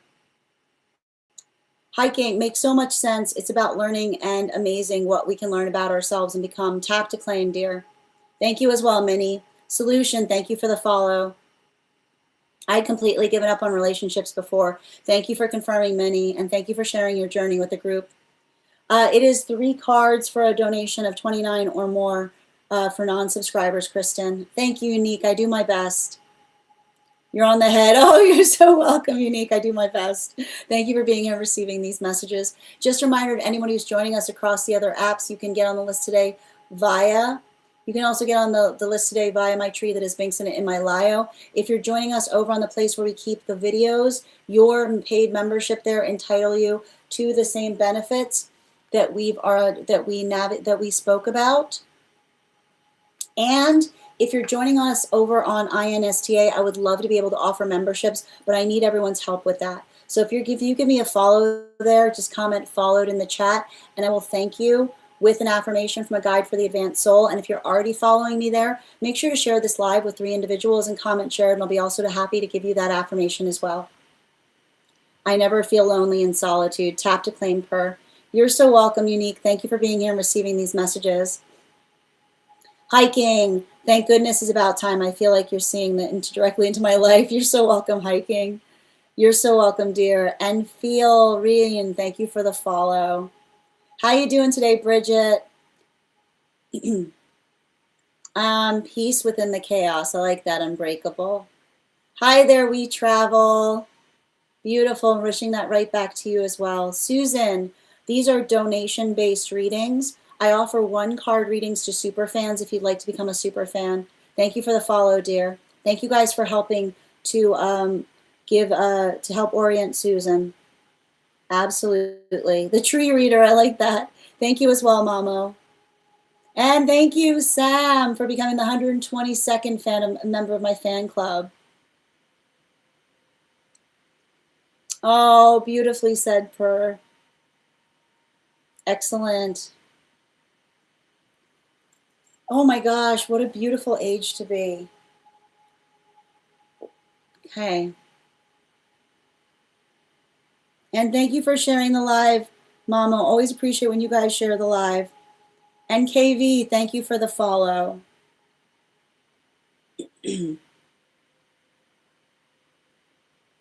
Oh, my brother. I know, I remember those shirts. I totally remember those shirts, Bridget. And thank you, Jessica, for the follow. I am feeling better. I will say I am going to be keeping the live a little short today. So I'll probably maybe only take 1 more person on the live today if anybody wants to get on the list. And Nicole, thank you for sharing the live. Lori, thank you for the follow. Dawn, thank you for the follow as well. Yep, I got you, Laurel. You said it was for the one on 421. Hold on a minute. Yep, I got you. Perfect. Laurel, you're on the list as well. Absolutely. Perfect. And Dawn, thank you for sharing the live. Always appreciate when you guys share the live. How can I claim my spot on the list? Yeah, I remember. Dina, right? Dina, I'm happy to add you on the list today. Yes, okay, perfect. You'll be after Laurel. Perfect. All right. Excellent. You're so welcome, dear. All right, let's get to it. So we are going to get started on personal, in terms of, I'm going to read the list for anybody who's on the list right now. So the list we have right now is Angelique, Julie, Denise, Laurel, hold on, wait, sorry. Angelique, Julie, Denise, Bridget, Laurel, and Dina. And I am going to put a pause. So I am going to stop the list there. If anybody else gets on the list today, you will be added to the list tomorrow. Thank you guys. So, and the list is closed. But if you want to get on the list, you're happy to get on the list. You'll get on the list tomorrow. And thank you, Bridget. And if you get on the list for tomorrow, you'll have priority, which means you'll be read for before we start the daily collective. That said, first person that we are reading for today is going to be Angelique. Angelique, if you're here, can you respond in all caps? Let me know if you would like a general reading or if you have a specific question you'd like me to answer. And while we wait for Angelique's question, let's warm up those intuition muscles with an intuition check. I've got the animal spirit guide card here. We're going to count back from 10, and when we get to 1, I will reveal the card. 10, 9, 8, 7, 6, 5, 4, 3, 2, 1. We got the bear. We'll do that again after the next reading. Michaela, this isn't your reading. This is Angelique's reading. I just want to confirm, did you send a donation? Is that why you're looking for a reading? I just want to confirm to make sure that there's no confusion. And I need a moment to read over what was sent. Just a reminder, friends, for anybody who's interested, if you have information that you feel is relevant for the purposes of our read, if you have a dream that you would like interpreted, or if you have a past life that you would like information on, you can include it in the notes when you send the donation. You can also post it in the subscriber only Disco channel in the appropriate channels.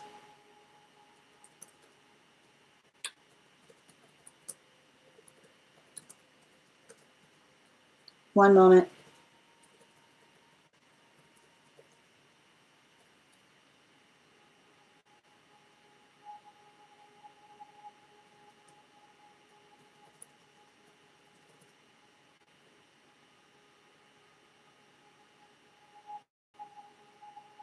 Thank you.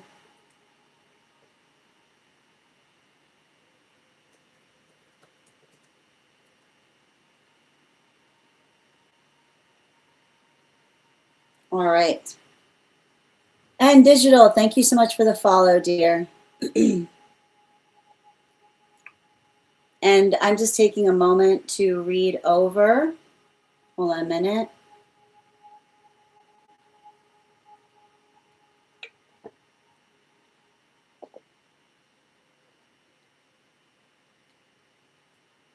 Just bear with me a moment. You said that you included it in the notes. Perfect. So while I read over some of the notes that came through for this reading, I will give you guys a hearth warmer, so something to discuss as I read over the notes. One moment, please.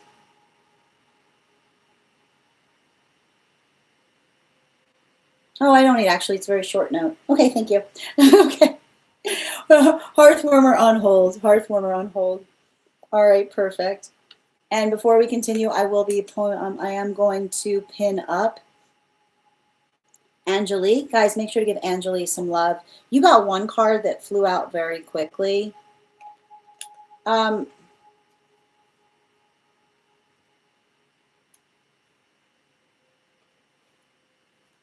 And one more, please.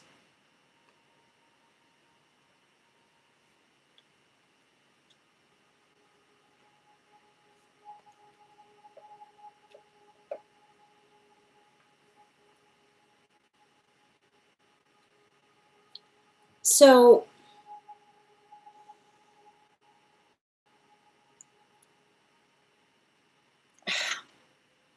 I feel like every time I read for this person, there needs to be a conversation in terms of what it is that they're truly seeking from the perspective of a relationship. Because I've got like what I see here is, make sure this is someone that is not prioritizing experiences over connection. Make sure that this is not someone that is prioritizing experiences over connection, which is the identification point of understanding that individuals do not exist to allow for experiences to be possible. I'm going to say that again. Individuals do not exist in order to facilitate experiences being possible. And I want you to be very conscientious of that, because I see someone that's very, very driven in relationality to, I see somebody that's, and I need to point this out, driven by their vision, that has sometimes had an experience, like I keep on seeing, right? Like it's saying to me that the observation of understanding that what we energetically identify that we aspire for is something that is emotionally or mutually shared via a deepening energetic connection. Because I see this person surrounded by a lot of people. And I want to make sure, I want to give you some watchwords to pay attention to, especially if you notice that the communication with this person feels like it's spotty, or it feels like they come and go in a way that feels like it's disruptive. Like I see a situation where another person talks a lot, make sure to put a lot of time in talking to you and then disappears conveniently. Make sure that this is not a situation where someone is front loading a conversation with you so that they have a gap in time where they don't need to communicate with you, is what I keep on seeing. Because when we're available, we're energetically available, is what I keep on seeing, especially if we're prioritizing each other. Because I literally see someone who has their hands full, and a lot of that space, the space by which they have their hands full, I need to articulate this to you. You should have a conversation with this person as to whether they're truly seeking an enmeshed partnership.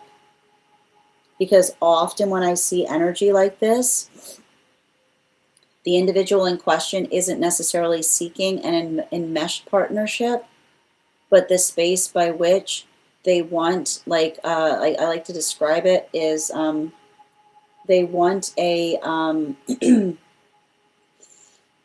discrete relationship. A discrete relationship is one that does not go deeper beyond what effectively scratches the surface in terms of partnership. So some ways you can usually tell if someone is seeking, the problem is when someone's seeking a discrete relationship, they typically don't get in the habit of telling others. That's usually the first thing to be wary of. If there's something by this person by which you start to talk to them about relationship and they disappear, right? That is going to effectively recognize that they're looking for something that is energetically discrete. Or if the conversation in terms of why it took them so long to get back to you or where they've been elicits an energetic reaction from you, that will also be confirmation of the fact that they're seeking something discrete, especially if they identify and say, but we just talked all that time the other day, right? Because enmeshed relationships are consistent effort that pays off into building energetic trust that leads to a deepening or desire to blend lives. And the thing about this is I see somebody who's looking right now for a lot of surface level relationships that are experiential, which is somebody who's not necessarily seeking a deep invested connection, but rather like a lot of, I keep on saying like a lot of very shallow ones. So if you haven't spoken to this person in some time and they reach back out, make sure that the conversation you're having with them is focusing or articulating upon what it is that they truly are seeking in partnership. And if they effectively identify to you that it feels like you're pressuring them, remember, it's not pressuring to have a conversation about what we want unless we're not eager to tell another person because we're worried that they won't want it too. I just keep on getting the same message. There's no such thing as pressure if we're asking each other what we want, unless we're not inclined to tell each other. Because everybody, bottom of the deck, everybody has manifestation goals, right? Everyone has manifestation goals. So the modality by which another person is potentially intentionally pulling away, right? The space by which another person is intentionally pulling away, like in ways that feel like in ways that feel like they're energetically disruptive because they're building into the context by which they're worried about building, like that, like you can usually see that, like someone who, when things start to get consistent, they disappear, because often those who want discrete relationships fear consistency, because consistency brings with it expectation, which is natural in a healthy relationship, but is anathema to someone that does not want who wants all of the benefits of relationship without any of the responsibility of being within one. So make sure that you're like that needs to be the next conversation you have with this person. And I keep on seeing if that makes them upset and that moves them away from you, remember that's your confirmation. I just keep on hearing the same message. It's not pressure to ask someone what they want unless they're not inclined to tell you because they know that you don't want it to. I'm going to say that again. It's not pressure to ask someone what they want unless they're not inclined to tell you because they feel that you won't want it to. Make sure you're having that conversation with them, because I literally see them trying to come towards you, like especially if they've disappeared, like acting like nothing's happened, to see, like literally to see if you'll just be like, to see if you'll also like, I feel like it's like I keep on seeing like them, like it almost feels like someone trying, I know it's gonna sound weird, like someone trying to test the lack of integrity to see if it's volatile or something that you're willing to work with, is what I keep on getting. So just be conscientious of that. Thank you so much for having that reading with me, dear. And if this message connected to you as well, it's very common for those who need these messages to be here to experience them. We are doing personal readings right now. The list is closed today, but if you would like to get on the list tomorrow, you will be the first person read for. You'll also have priority, which means you'll be read for before we start the daily collective. I'm going to take a moment to read over some of the comments that came through as I was reading.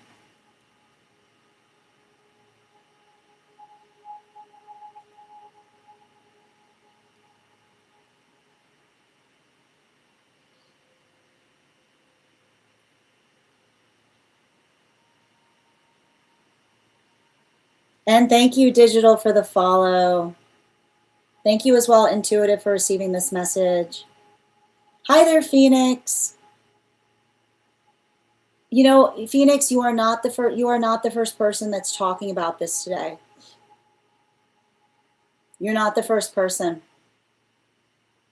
I wish again, if you guys are super fans, you should go into the disco channel and the remedies, because I think it has something to do with all this Aries energy that we're experiencing. Make sure that you're hydrating twice as much as you typically would too right now, Phoenix. But yeah, make sure that you're getting, if you feel like that, make sure you're also getting medical assistance. Okay? Always. Never let anything that you find here replace getting the medical assistance you might need on something. Yeah. There hasn't been too much communication.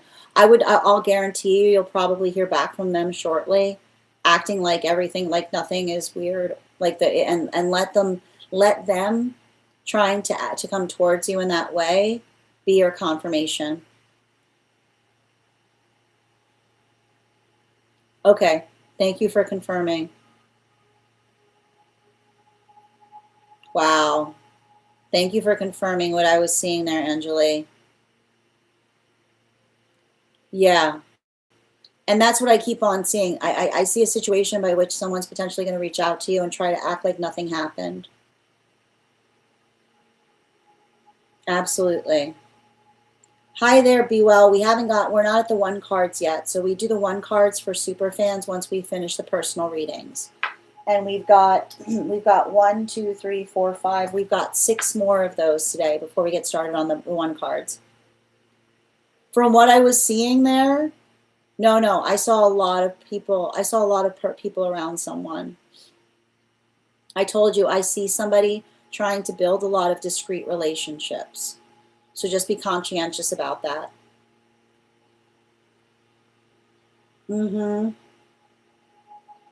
Excellent. And Rentaw, thank you for the follow. Thank you for the help. I mean, I feel like the thing that you'll probably recognize, like, and again, if they get very heated about you bringing it up, that's your confirmation.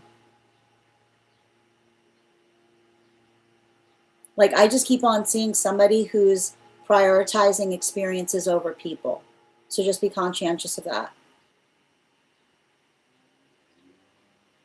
You're a very consistent person, Bridget. I don't think that you don't. I would question you saying that. You're welcome, Angeline. Thank you for having that reading with me and sending you support on your journey. Excellent. Very much. No problem, Be Well. All right, and again, so Be Well, I'd say come back in about about 15 minutes, like 40 minutes. Excellent. All right, the next person on the list for today is Julie. Julie, if you're here, can you respond in all caps? Let me know if you would like a general reading or if you have a specific question you would like me to answer.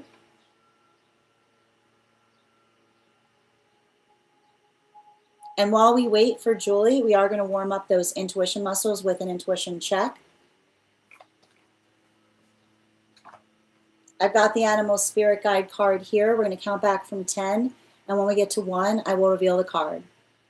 10, 9, 8, 7, 6, 5, 4, 3, 2, 1.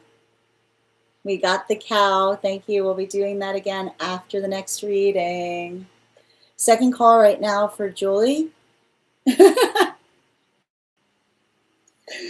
Consistency and monotony are different things. Very different. All right, the next person we're reading for, if Julie's not here, we're going to continue down the list. The next person on the list today is Denise. Denise, if you're here, can you respond in all caps? Let me know if you'd like a general reading or if you have a specific question you'd like me to answer. I'm looking right now for either Julie or Denise. Julie or Denise? Hi there, Denise. How are you doing today? And just a reminder for those who are joining us, the list is closed today, but if you would like to get on the list for tomorrow, you'll have first priority, which means you'll be read for before we start the Daily Collective. We read for here, Life Path, highest priority messages from spirit, angelic, dream interpretation, past life, mediumship, love readings, pet readings, animal spirit guide readings, Akashic, mind, body, spirit, love, and aura. If you have information that you feel is relevant for the purposes of our read, you can include it in the notes when you send the donation. You can also post it in our subscriber-only disco channel in the appropriate channels. Got you, dear. It was Cow. Yep. All right. And I've got Denise here. Guys, make sure to give Denise some love.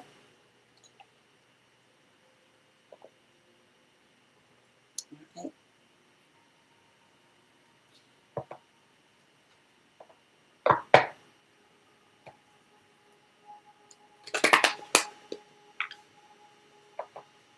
4 cards, please.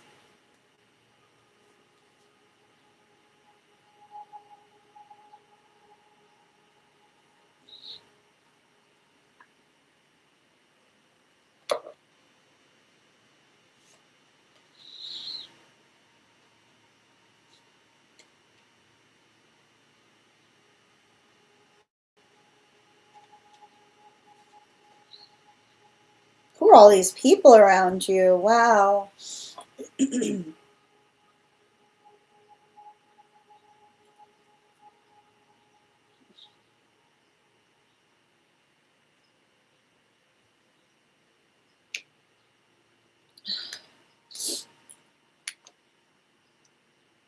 know, it's really interesting because, like, the message is coming through.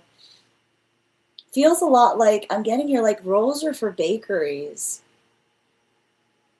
is what I'm getting.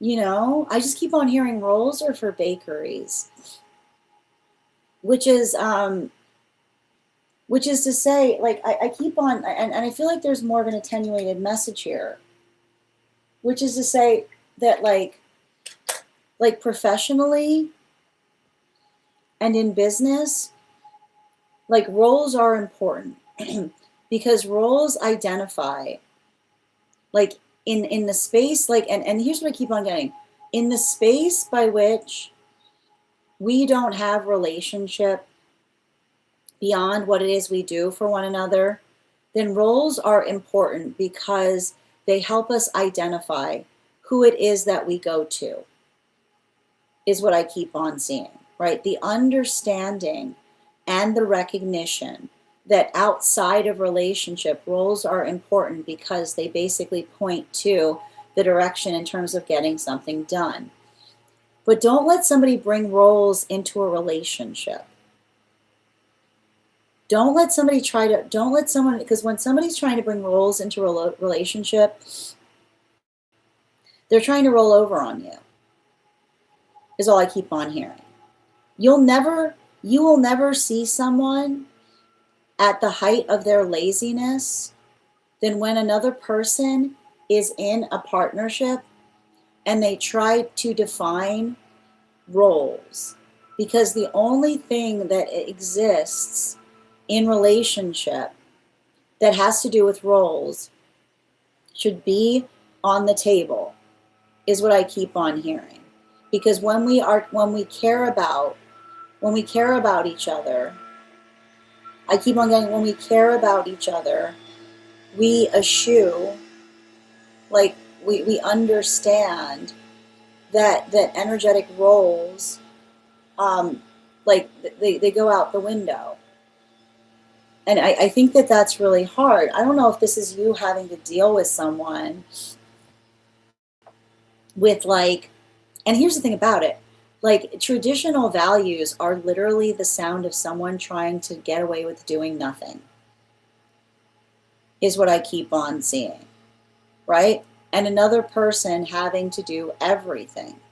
Because especially if there's a modality, and I feel like I feel like to a certain extent this is identifying something that you're healing from. Like somebody who was trying to identify the fact that you are very productive, but your job is not to take care of another person. And I like to point this out. When another person wants to be taken care of, right?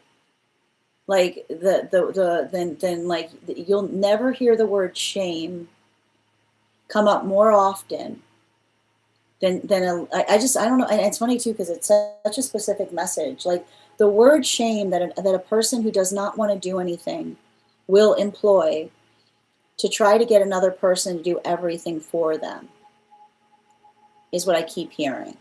Pay attention to who is employing the word shame in your experience, because the sound, especially if you're already working on their behalf, right? There's a shame there, but it's a shameless person, right? And I think it's interesting because I feel like there's something about this guide that's pointing you in the direction of someone who was absolutely shameless in your life, that was trying to make you feel shame because you weren't taking care of them it's like I don't like using this word, but the word keeps on coming up when I'm reading for you. Like there's only one context by which I would ever be comfortable to use the word lazy, and that would be it. Somebody who is being strategically lazy. So pay attention to someone who is being strategically lazy and shameless, like shameless and strategically lazy, that you're healing from, that did not want to do anything and expected you to do everything, and then tried to shame you because you weren't, not only were you doing all the heavy lifting, but also you weren't fulfilling the role, right? Fulfilling the role that like trying to make you feel like you should fulfill a role that most people, that's the only thing that they would do, right? Like somebody like you trying to hold the whole earth together for another person, and then another person having the audacity to say, like, I literally see a situation where you're putting bread in someone's mouth. That's why they keep on bringing up rolls, right? You can't be putting bread in someone else's mouth as they're complaining about the fact that you're not fulfilling your role, because how could you? Is what I keep on seeing. And the thing about it, with energy like that, they never stop singing like that, right? It's the shame song, right? And the shame song what is the shame song? All the ways another person tries to identify the way that you did them wrong, instead of recognizing all the right that you brought into them, into their experience. Let that be confirmation that you don't need that person in your life, right? Because the thing about it is the shame song, like the shameless person with the shame song, it just amplifies. It doesn't go anywhere. It just gets louder. And it's hard because like, and I feel like I also see like, sometimes it takes a while to see in some, and I feel like I just keep on getting the same message, which is your guides say that you have an incredibly compassionate heart. You are incredibly compassionate. And your ability, like, don't be upset if someone like that, if you allowed someone like that to be close to you, because that is not a failure on your part. That's a failure on their part. You are the best thing that ever happened to someone. And in the context by which not only were you the best thing that ever happened to them, but the space by which they weren't ready to get their act together, so they try now. And I feel like I literally see somebody who misses you and would rather, like, I feel like you're seeing the full force of their projection in the space by which they feel like feel that they're missing you. I've never understand energy like this, that their capacity of missing you so much, they think you somehow have a hand in it, as if you could.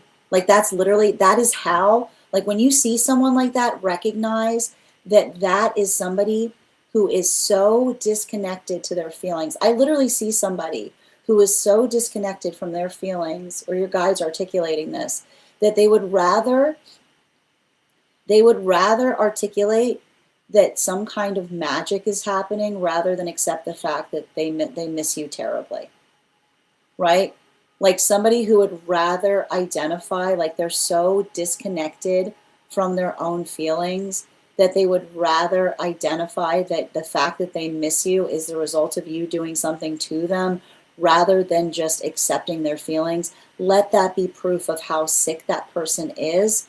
You don't need to articulate, you don't need to defend yourself. You walk away from that person and you never speak to them again, is what I keep on hearing. If anyone makes an accusation to you like that, that is you seeing exactly how sick they are. And don't, I keep on hearing, don't speak to sick people. And sick people would rather accuse others of doing things rather than come into embracing their feelings. Bottom of the deck on this reading. Yeah, you don't need that in your life. You don't, and again, you don't win another person does not win a space in your life through an argument, especially if this is a modality by which another person is trying to demand that you're not done arguing with them. You don't need to argue with anyone. But sometimes energy like this, I've read for energy like this before, and it's like it feels like it feels like getting your hand caught in a trap, right? Because there you are trying to do everything to be kind to someone, and then one thing is upset, and the next thing you know, it's like a whole different person. That is a traumatized individual. You don't owe them anything, and they don't need to and especially if the only sound that they're saying to you is not "I'm sorry," but trying to identify that you did something to deserve it. Nobody deserves to be treated like that. It's not about often. Remember, volatility is never reasonable. And if another person was volatile towards you and is trying to explain to you why they were volatile, it doesn't matter. The volatility is the closure. Nothing demands that level of volatility, especially if it was something small that they blew out of proportion. Thank you so much for having that reading with me, dear.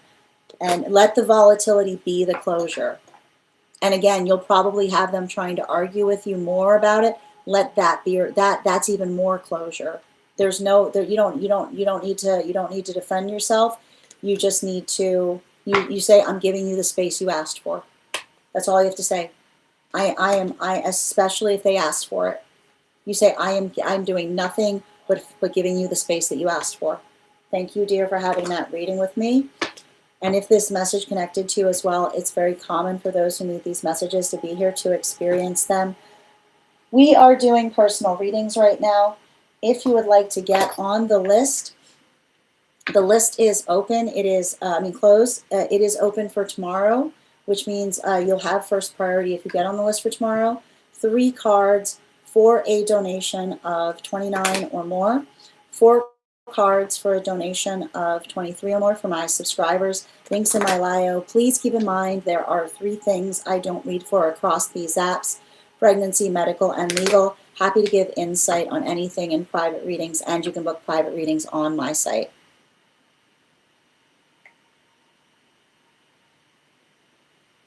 And just reading over.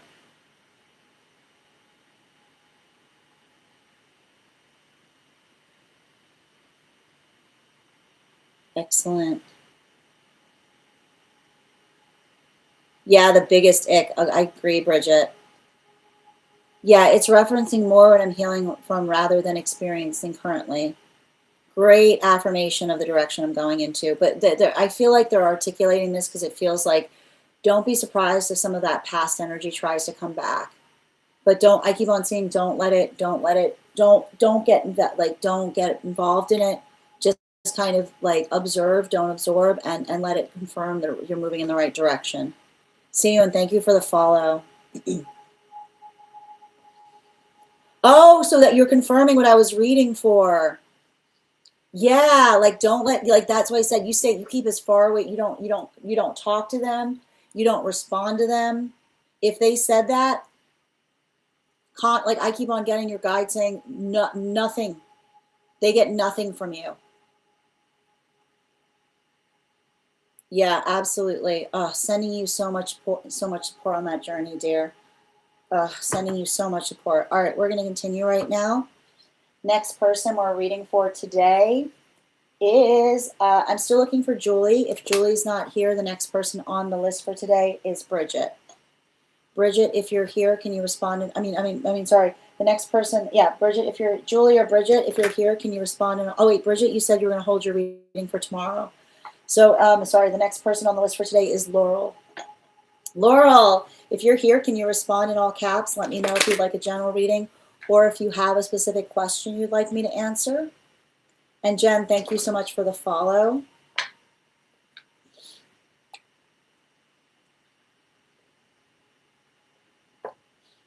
And Wang, thank you for the follow as well, dear. Also, friends, we are at 20K likes over on the Clock app. When we get to 50K, I will be gifting a reading back to the collective. So make sure you're tapping that screen and we'll get to 50K in no time. That's perfectly fine, Laurel. If Laurel is not available, the next person we're reading for today is Dina. Dina, if you're here, can you respond in all caps? Let me know if you would like a general reading or if you have a specific question you would like me to answer. And as I mentioned, friends, the list is closed today, but if you would like to get on the list for tomorrow, you'll be the first person read for. You'll also have priority, which means you'll be read for before we start the daily collective. All right, I'm looking right now for Julie or Dina. Julie or Dina? Julie or Dina? Hi, Wang. These are donation-based readings. So if you would like to get on the list, you have to send a donation of $29 or more. If no one's here, I'll go. That's fair, Bridget. Can you let me know if you'd like a general? I'm up for it. No, we're good. Can you let me know if we're doing a general reading or if you have a specific question you'd like me to answer, dear?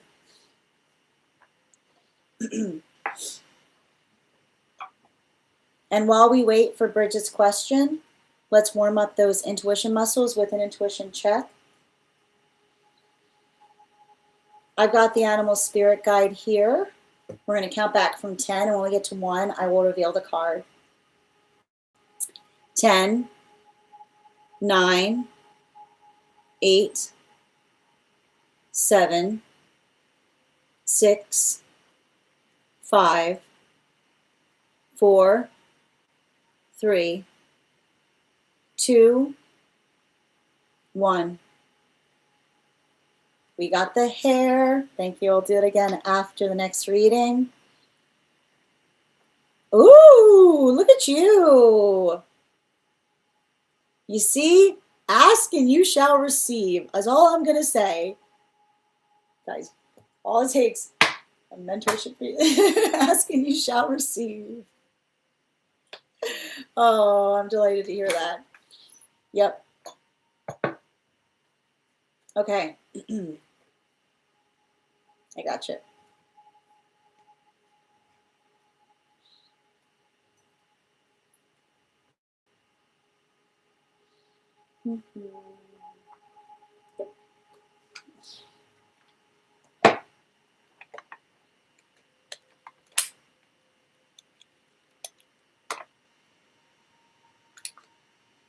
All right.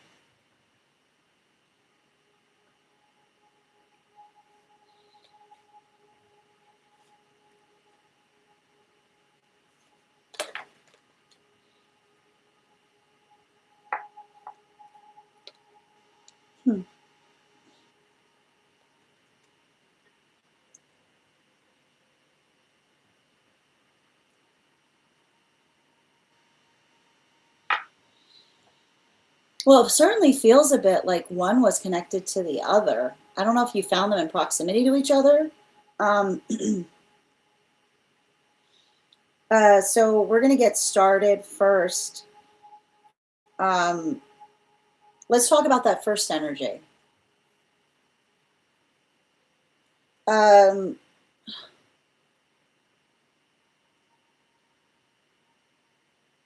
you know, the thing is, I feel like that first energy,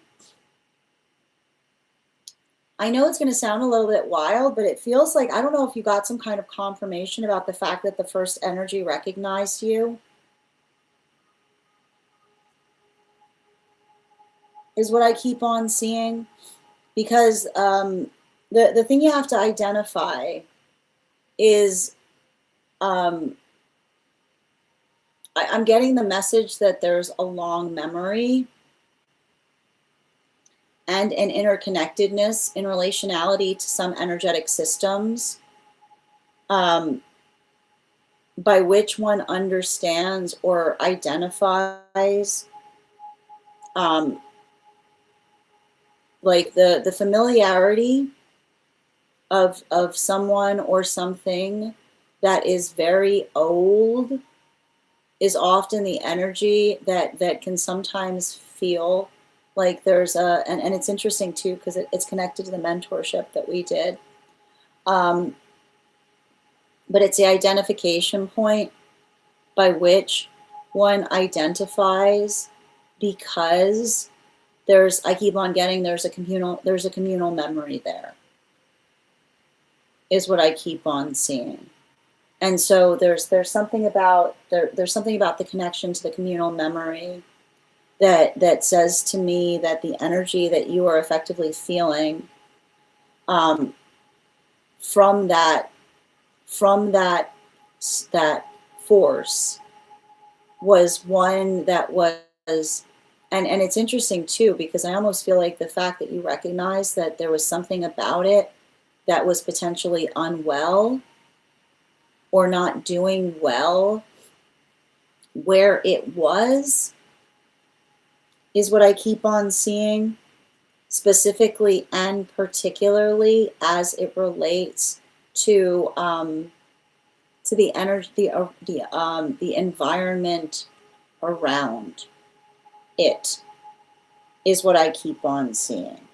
So I think it's interesting because it almost articulates, like, I'm not sure why I'm seeing someone that was wounded, or the observation of potentially identifying. I don't know if they were trying to communicate to you that, or it felt like they were trying to communicate that there was something about them that felt wounded, that they were doing their best to try to work through. But I feel like the most important things that I'm identifying there is the natural communication by which you potentially felt like you fell into with them has a lot to do with your past life, is what I keep on seeing.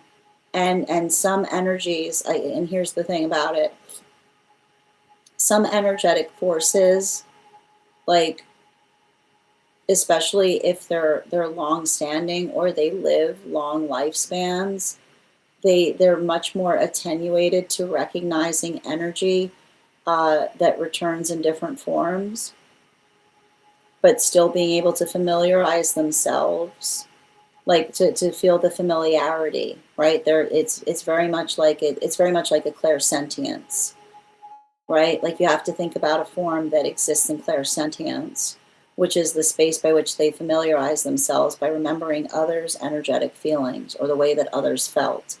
So I feel like I keep on hearing the fact that they observed you as a recognizable healing presence, is what I got, because it was them familiarizing themselves with the past life that we've spoken about. The other energy, I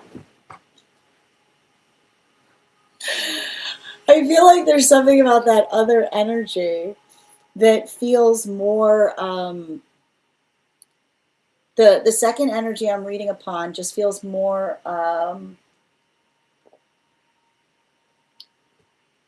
I want to describe it as like frustrated or displeased. with the state of affairs that the first one was in, is what I keep on getting. And I just want to show you, like, I want to show you the two cards I've got, because this is the first energy, right? Which, like, again, it's pretty remarkable that we drew those for the first energy. And this is the second.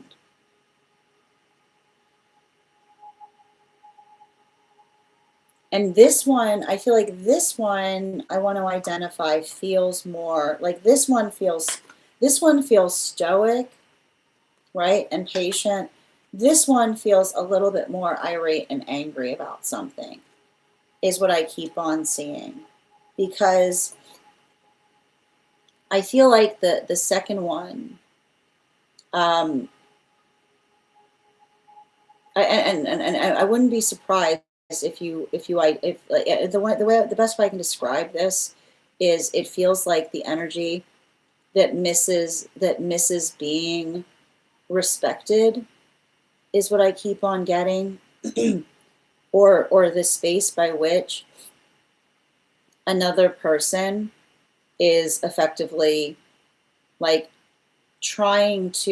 almost trying to keep another person at ease, while also like not articulating upon their own irritation about something, or wishing there was more that they could do about something, is what I keep on seeing.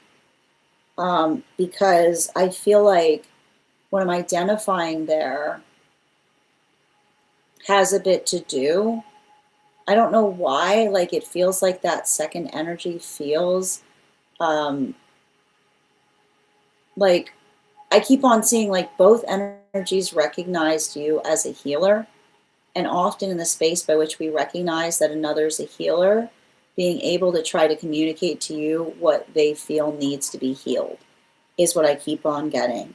And I feel like specifically with the second one, the frustration I'm getting was almost them articulating that at a different time, they feel like they would have been able to do something or heal something in a better way,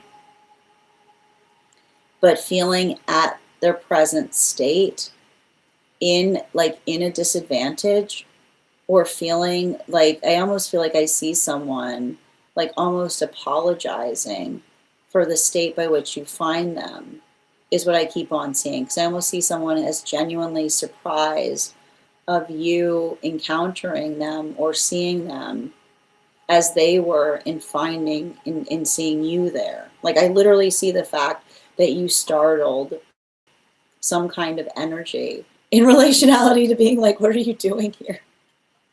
Is all I keep on seeing. Or I keep on hearing, like, the funny thing about it, yeah, I haven't seen somebody like you in a long time, is what I'm getting. And so the thing you have to recognize is, for both of these forces,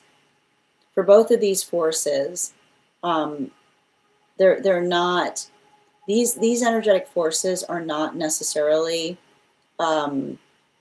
like, they're not really swayed by appearances.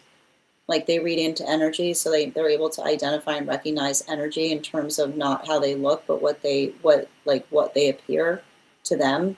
So I keep on seeing like the message that was coming through. I wouldn't be surprised if there was some kind of confirmation by which they were identifying you as some kind of healer, or articulating upon the healing that you are able to effectively do. And I don't know why I feel like I see you arguing with someone about something. Like, I don't know why I keep on getting someone being like, do something, and you being like, I can't do it, and being like, yes, you can. Like, I feel like it almost feels like there's a little bit of that energy there, because I feel like the only thing that might have become hard was them confusing you for the past version of self, in terms of like them recognizing your own energetic frequency, is what I keep on seeing, which is why I see somebody being one. I feel like I see one genuinely relieved to see you, because I see one saying, I didn't think I'd live long enough to see someone like you again. Whereas the other one is going, what are you doing here? What are you doing here? like one navigating shock, like one navigating appreciation, and the other just navigating sheer shock is what I keep on getting. Thank you so much for having that reading with me, dear. And if this message connected to you as well, it's very common for those who need these messages to be here to experience them. We are doing personal readings right now. If you would like to get on the list is closed today, but you can get on the list tomorrow and you'll have first priority. It's 3 cards for a donation of $29 or more, 4 cards for a donation of $23 or more for my subscribers. Links in my bio. Please keep in mind there are 3 things I don't read for across these apps: pregnancy, medical, and legal. Happy to give insight on anything in private readings, and you can book private readings on my site. I'm going to take a moment to read over some of the comments that came through as I was reading. Hi there, Ivana. How you doing today? And Hustler, thank you for the follow. They were connected. I was just typing that. Oh, thank you for confirming. No, one is sticking around a place where they typically they're not at an advantage because for the other is what I kept on seeing.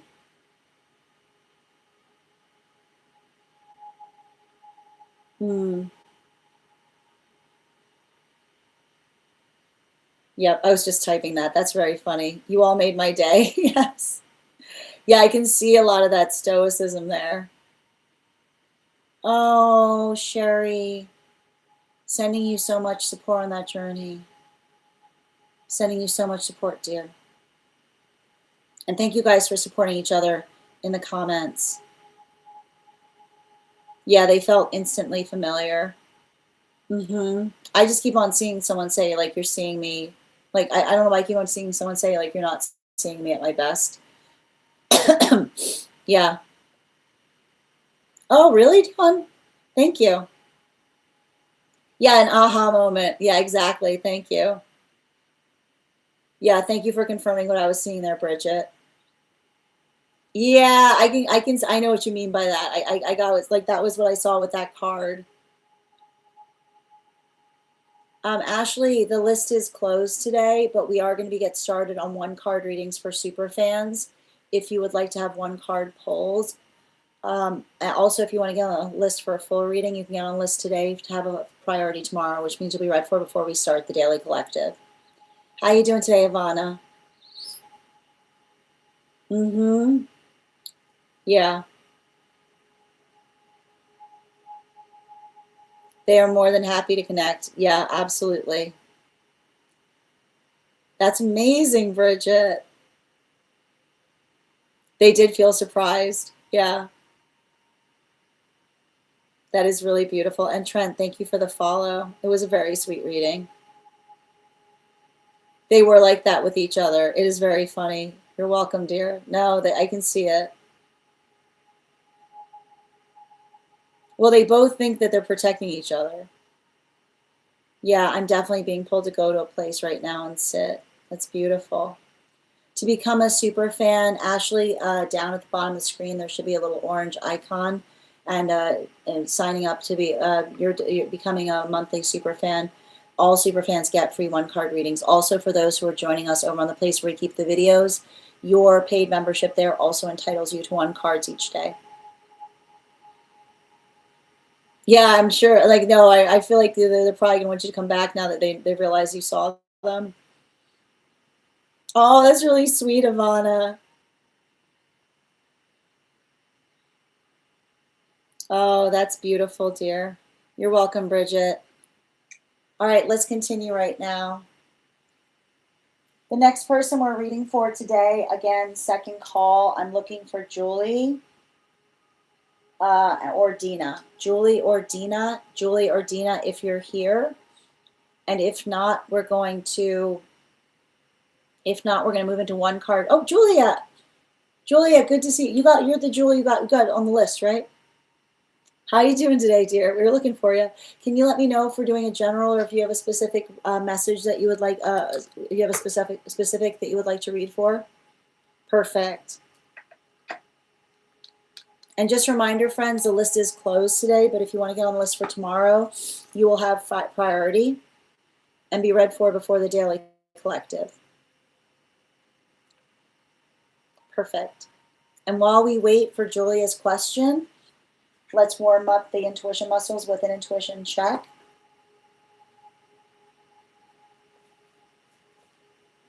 Thank you. I appreciate that, Ivana.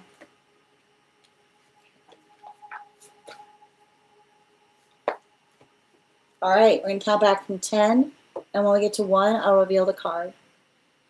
10, 9, 8, 7, 6, 5, 4, 3, 2, 1. We got the cat. Thank you. We'll do it again after the next reading. I'd be very curious to see what the difference is, if you notice a difference. Thank you for letting me know, Per.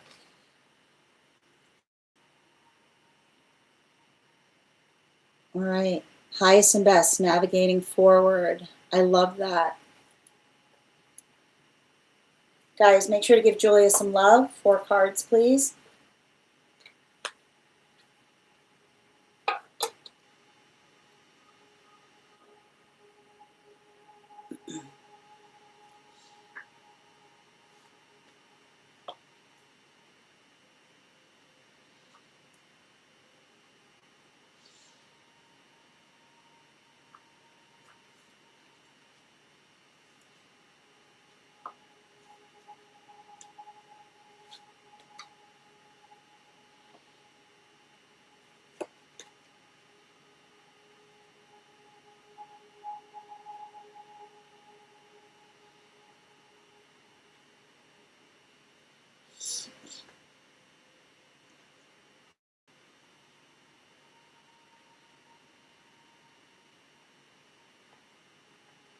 You know,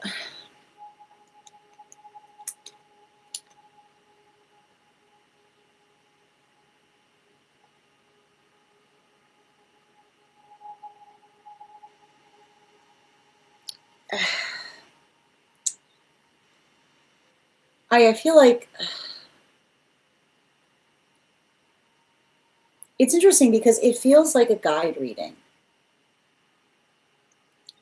And the guide reading has to do,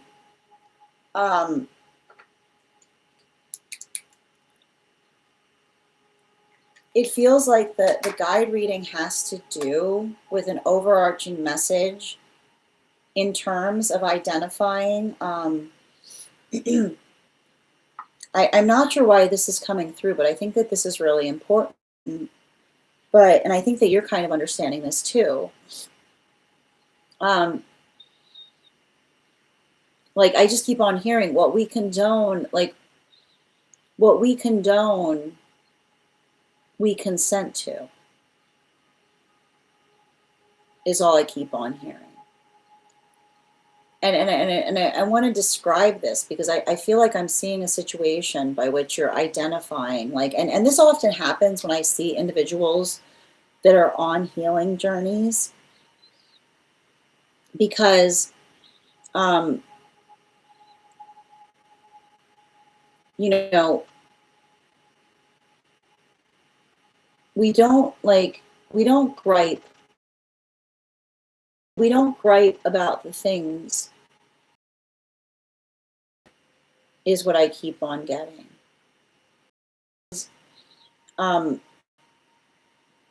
Like, griping is articulating that you can only, I keep on hearing, you can only gripe if you're working to get right, right?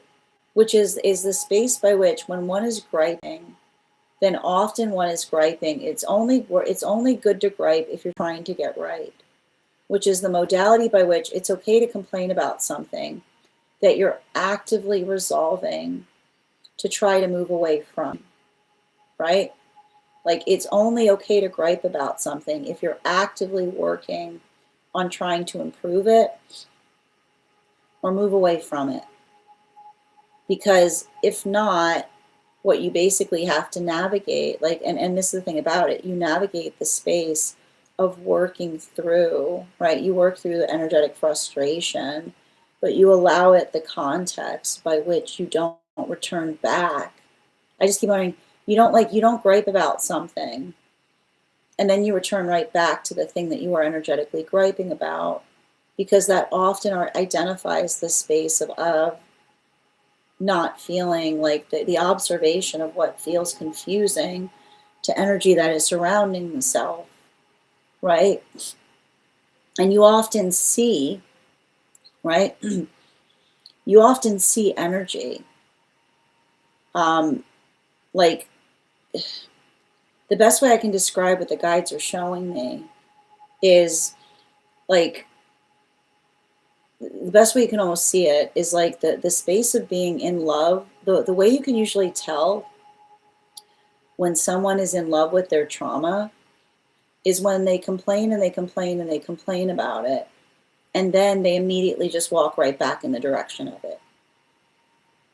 You know, that's the funny thing about those who are in love with their trauma. It's not the fact by which they get romantic. It's often found in the context by which they're perpetually complaining, but then returning back to the source by which the complaining comes from, right? And I feel like there's something really important about that is coming through, because it says like, that allows one to understand the difference. It allows one to understand the difference between those who are truly ready to heal. And you know this too, right? When you're truly ready to heal, then you do something that one has never done before, right? And not only do you do something that one has never done before, but you stay consistent in that energetic location, right? You stay consistent within the context of that. But often, right, like be conscientious of energy that claims to be healing, and then immediately leapfrogs back into the space by which they identified that they were trying to move away from, right? Like the modality by which another person articulates, right? Because that's the equivalent of someone saying like, I hate it. And then they just march, like as soon as they can, they just move right back towards the thing that they articulate that they hate so much. And so I think I feel like that, I mean, one of the things, the reason that's coming through is because you are not doing that, is what I keep on seeing. You are not doing that. And the space by which you might become more attenuated to others that have that tendency, it sometimes can feel, like it almost can feel energetically unbearable, because it's often watching someone, right? Like when you start healing, this is why we identify things start feeling like they make less sense, because you can't, like, I keep wondering, you don't flip-flop through emotions to figure out which one fits best, is what I keep on hearing. You don't flip-flop through emotions to see which one fits best. You're effectively able to be energetically consistent. And often, and this is sometimes why, and I think that I want you to understand, I feel like this is you also maturing in some way, right? Because if this, I don't know why, it feels like there was a bunch of energy that was around you that gave you some kind of, like, and this is why we don't deal in ultimatums, is what I keep on hearing, right? Because like ultimatums, like, I don't know where it's funny too, because your guide is basically saying, like, ultimatums are what we say when we have nothing else in our pocket, is what I keep on hearing. right? You like when somebody's got an empty pocket, watch how quickly they'll pull out an ultimatum, right? Because it's the space by which we understand that why would one ever say something? And I know it's so painful, but like when another person pulls out an ultimatum, it's an empty pocket because it's a space by which another person says, what if I scare you with the possibility that I won't care about you? You know, and understanding that that's not something like it's a very childlike thing to do, an ultimatum. And if you're hearing ultimatums all around you, then I would like you to welcome you to the side of maturity. Because often when you're in the side of maturity, you have to walk through the space of everyone's ultimatums, understanding that the ultimatums are empty pockets with energy that effectively is articulating and saying, but what if I threaten not to care about you anymore? Like, well, why would you do that? Yeah, and so like and the thing about it is like, you know, it's like and you have to understand, like, do not get into an ultimate. Like, here's the thing about it: don't get into an ultimatum. Like when somebody gives you an ultimatum, just let them give. You just give you like sad to hear that. You know what I mean? Like you know what I mean? Like okay, like because here's the thing about it, right? Like the ultimatum doesn't change in the shape of your decision. It's more you just acknowledging the fact that someone would do that like understanding that that's often the sound of closure being had, right? Because when you look at an ultimatum by somebody saying, what if I threatened, right? Like if somebody, when you look at an ultimatum by someone saying like, what if I threaten not to care about you? That's why often when another person gives us an ultimatum and we've matured, we're just like, okay. Like you're like, okay. Like, well, you've already done it, haven't you? Haven't you? Right? The ultimatum was you doing that. There's no coming back from it.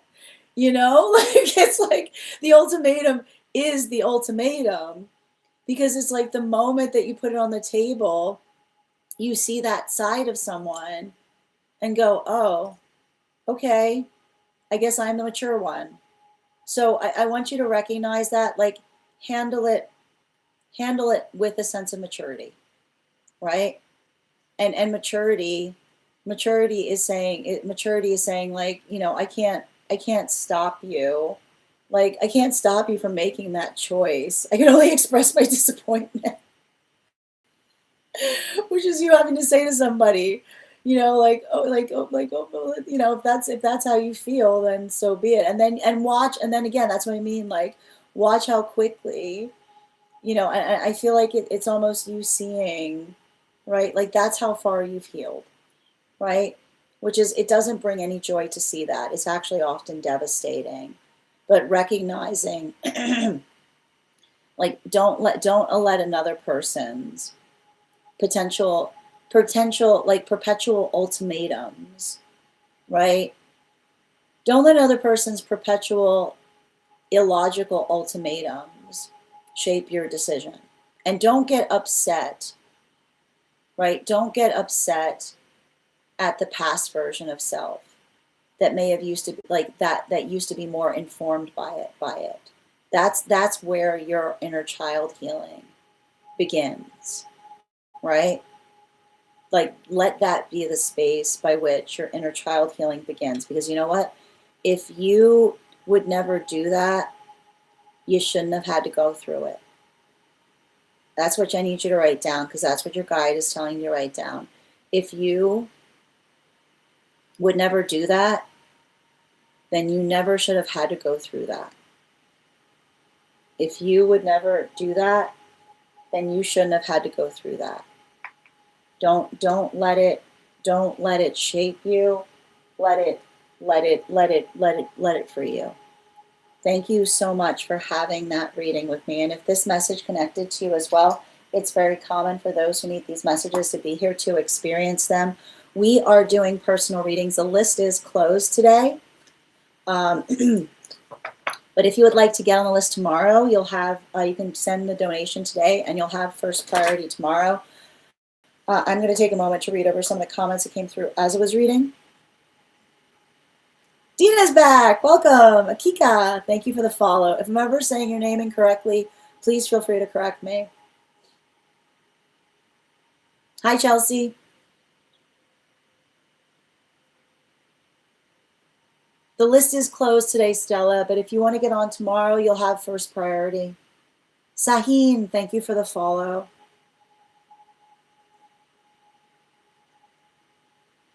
Oh, and you got the cat. That's wild. So you're taking care of a cat. You got a cat.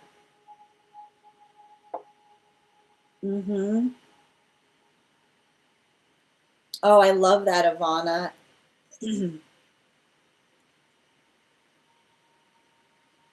I don't know if Yeshua would be really like up for you calling people stupid. I mean, J Lev, I just need to point out, like, I just need to point out, is that like a Bible verse? Like what Bible, can you point me to the Bible verse where Yeshua is just going around talking about how stupid people are? Thank you, thank you for your feedback. It's deeply appreciated. I love to see you employing such Christ-like behavior. I'm sure Yeshua would deeply approve. I hope you have a beautiful day, dear. Yeah. Oh my gosh, are you kidding? Oh, Julia, that's not okay. That is not okay. Oh, sending you so much support. Oh my goodness, no wonder I was reading on that. That's not okay. Oh. Oh my goodness, dear. Again, you've got so much energetic protection around you right now. That's not okay. Ugh. Yeah. Hi there, dear. Yeah, I confirmed exactly what I already knew. Oh, I'm sending you so much support, Julia. It's okay. It's okay, Dina. Yeah. No, I can see, but here's the thing. Like again, I want you to recognize that this is the sound of you being the mature one. You know? And you've got a lot of energy on the like rooting for you right now. Yeah. Thank you, Soup, for those heart knees. Guys, please remember to recharge your heart knees if you're joining us on the Clock app and would like an animal spirit, on an animal oracle on top of your one card. Hi, Miranda. How you doing today? Water bearing. Thank you for the follow. Thank you for your... It just really cracks me up when people come in and they're like, I've been talking to Yeshua and he's got some words for you. I'm like, okay. Okay. Like, I feel like there's a whole part of the Bible about not speaking but it's fine. Silly me, having read it. It was my whoopsies. Oh, thank you for letting me know, Dina. I'll pull that up for you, dear. And thank you guys for supporting each other in the comments. All right. Bear with me one moment.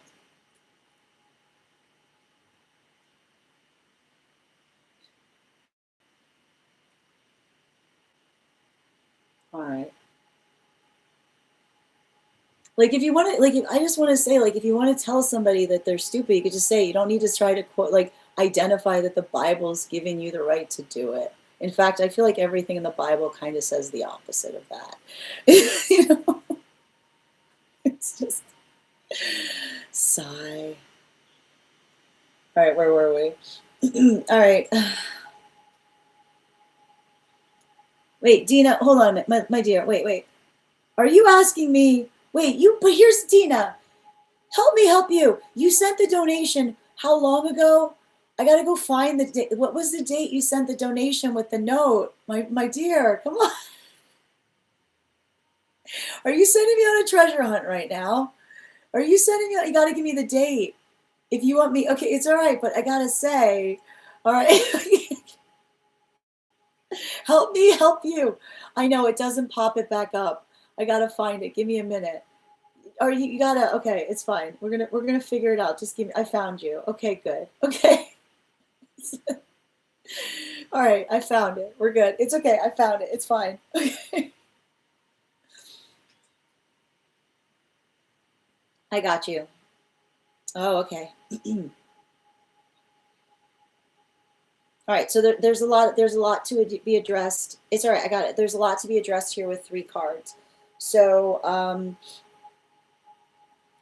I'll do one on the finances, one on education, and one on kind of your recent energetic stuff. Sound good? Okay, cool.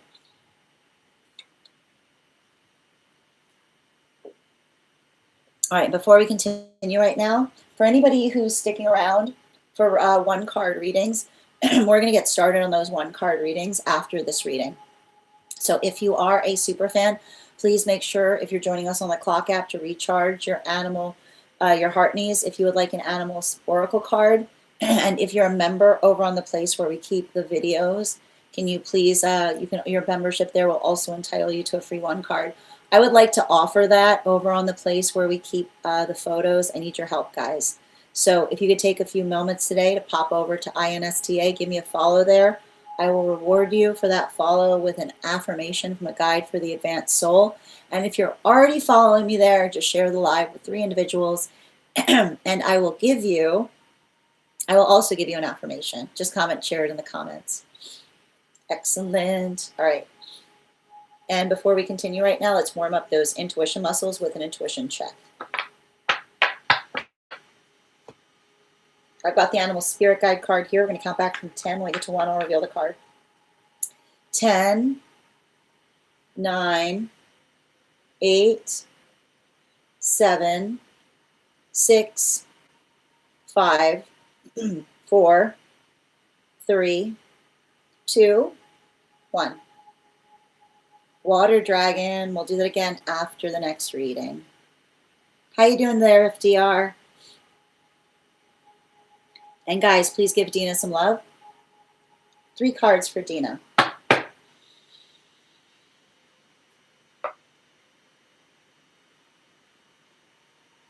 Yep.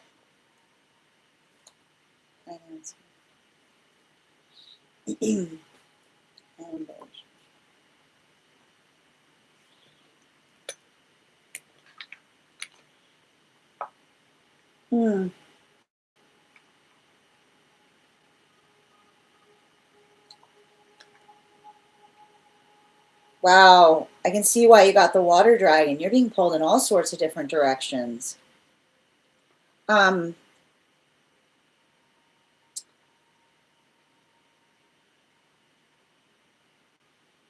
feel like there's something financially happening that's positive.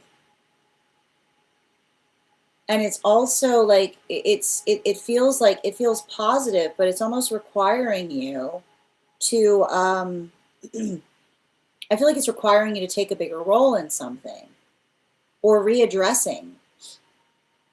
I don't know what this sudden change. I mean, it feels like a positive change in finance.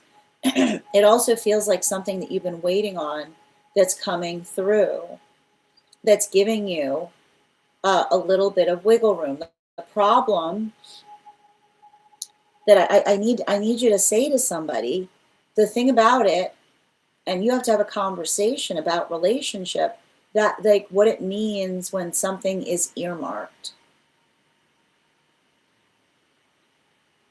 There's something really important you have to have a conversation with someone on what it means when something is earmarked, which means it's not really yours. It's for the purposes of something else, right? And the best way to address something is to act like you don't have it. which is like, I don't know why. I almost feel like I see, I see some kind of confusion between you and another person in relationality to what some kind of windfall means, which is, and I feel like that's why you need to start getting better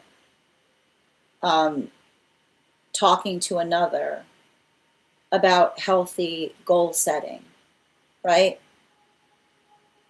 And healthy goal setting is being able to say to somebody, like, I need to put this in here because it's not you doing something. Like, the difference is it's not you doing something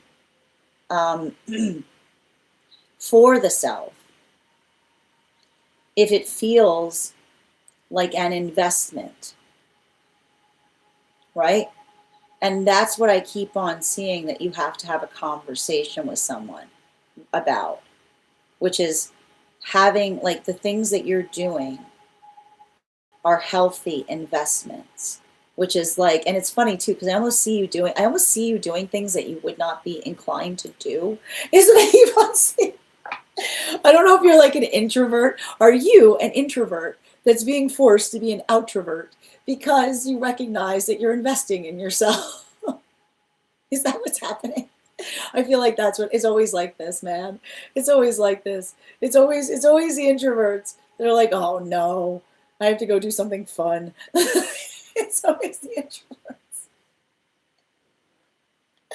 So there you are doing something that others, like, I love this because I see a situation by which other people around you, right? Like, other people around you are like, would be like so eager to, and I see you like navigating it with a sense of dread, because I want you to understand that's how you know that it's the right thing to do. All right? That's why it's not something you're doing for yourself. It's because you're good at doing it and you're having that responsibility. The funny thing with responsibility is it's always thrust upon. When responsibility is in the right place, it usually feels thrusted upon, which is like, oh, I don't know. So I want you to remember that. But I also think that something that's really important is make sure that you're giving yourself enough time to prepare, especially in relationality to a test. Okay? Because here's the thing about it.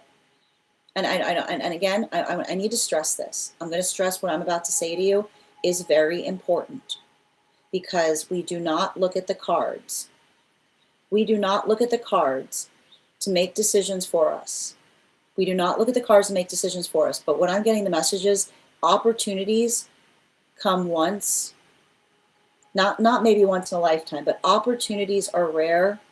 Tests are everywhere, is what I keep on hearing.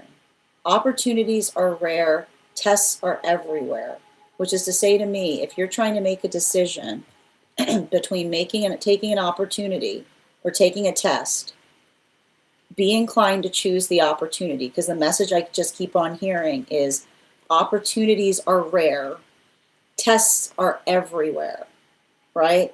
And so that is you investing in the right direction. And I think that a lot of that, I feel like it does. I feel like there's something here that may feel like it's you having to do something. Like, it feels like you having to, like, I'm getting one of these, like literally something that you were moving towards and then having to do a very fast, immediate about face. I want you to understand that is not you being fickle. All right, that is you using being prudent, right? Because that is you effectively articulating to others what you could not anticipate,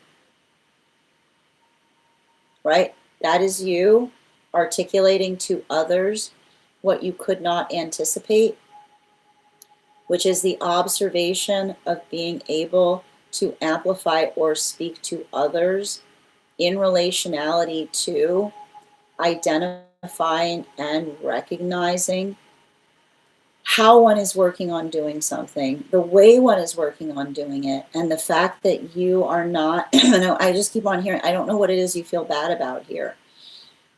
Don't feel badly, because I keep on getting, if there's something that's coming towards you that feels like it was a sudden opportunity, you can't feel bad on something that you could not anticipate, especially if it feels like that is going to make everything, like I keep on hearing, a rising tide raises all ships, right?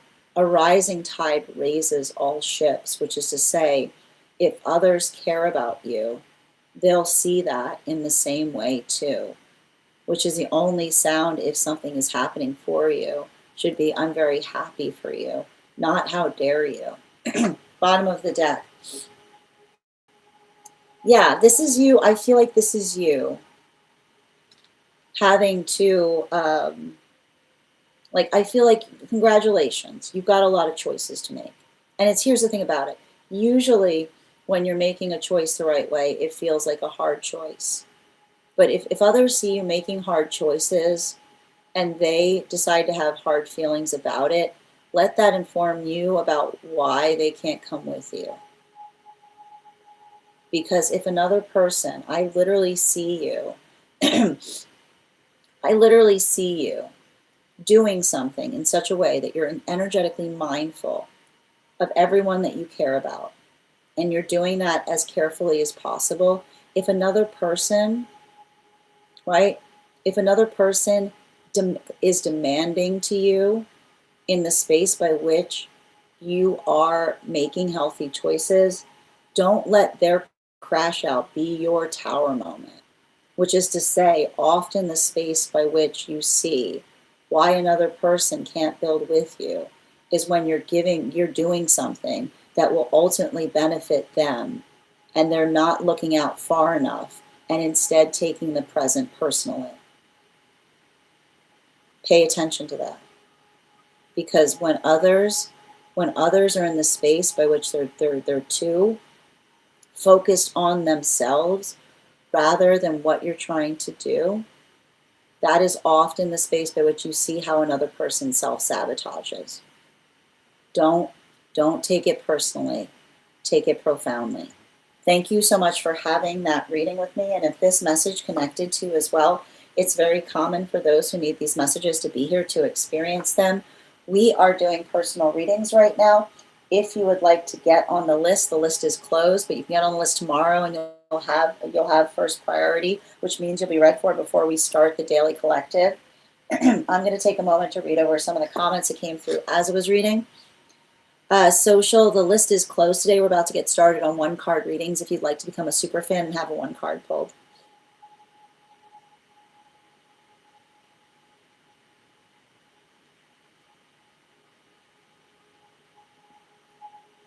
And thank you, Grims, for those dolphins.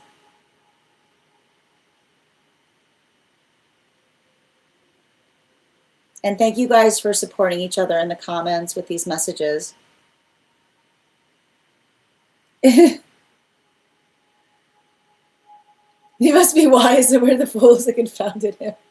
I like that, water bearing. His spiritual level 0. Like, this is a video thing. People are constantly quoting. I know. It's very frustrating. Yeah, it's great. It's like, I don't understand how people can quote something without absorbing it. It's just, it hurts. I know. Thank you, Ashley. Beautifully stated. Yeah. No problem, dear. I found it, Dina. Oh, thank you, Rhonda. Thank you for finding me again. I hope you've been well. How you doing, FTR? There's Nikki. Nikki, you missed a lot of frogs. Hold on a minute. Guys, please don't message people promising strange things. Be safe out there. Yeah, it feels like if I leave my current position, other doors will open. Yeah, I feel like there's something about this time right now. One Skippa, thank you for the follow. Yeah. Okay. Thank you for telling me you rescheduled. And I keep on, the message that was coming through was it was the right choice. You know, like that's why I was hesitant in saying it. But I keep on seeing like not feeling like you need to rush through something, but feeling like you're really ready to like prepare for it was what I was getting. And Charlotte, thank you for the follow. I love that. Home is where the heart goes. Tap to claim Siobhan. Yeah, our blessings are often cloaked until we acknowledge that we came this far. Beautifully stated, Julia. All right. All right, my friends. Final, all right. We are going to get started on one card readings. If you are a super fan over on the Clock app, you can put your question in the comments. If you are a paid member over on the place where we keep the videos, you can put your question in as well. I would like to offer memberships over on the place where we keep the photos. I need your help with that, friends. So while I can't give you a one card if you're joining us over on INSTA, how you doing, Opalescent Centaura? If you give me a follow there, I'll be happy to read you an affirmation from a guide for the advanced soul. And if you are already following me and share this live with 3 individuals, just comment shared in the comments. I will also give you that affirmation. Angelic, one card general, please. Yeah, don't, like, I guarantee, like, if they come back acting like nothing has happened, let that be your confirmation. Yeah, especially with the death card in its reversal. Like, somebody recognize when somebody owes you an apology. Animal oracle. Yeah, the bear, which is potentially like the observation, like the space or place by which I keep on getting like the space by which we communicate, uh, like the space by which we communicate why we're available, like why we weren't available, or the space by which rather than another person,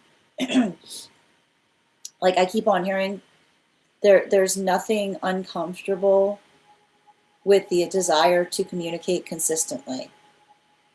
But if someone feels like they're trying to make you comfortable with their inconsistent communication, let that be a sign that they're looking for something discreet, not enmeshed. One card right now. One card right now for pieces. Offline. Yeah, hangman in its upright. So it says to me, observe, don't absorb, right? You're not a product of your environment. You're profound around a situation. I know that sounds very, I'm going to say that again. You're not a product of your environment. You're profound around a silly situation, is what I keep on hearing, which is the modality by which, like, if someone's not making sense, right? Like, if someone's not making sense, like, let that be. Like, if someone's not making sense, let that be your reason.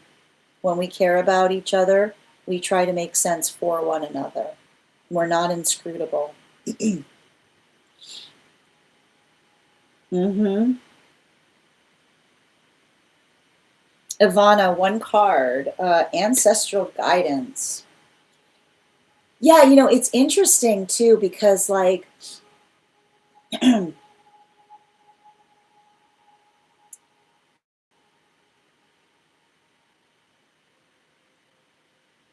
you know, the thing I keep on identifying is, thank you. I feel like there's a certain extent by which you're working to heal some kind of ancestral lineage. And I know it's not even the space, like, I want to point this out, it's not the space by which you're actively doing it, but I feel like there's something about you integrating something or figuring out a way to integrate in a way that you haven't before. Animal spirit, yeah. Like,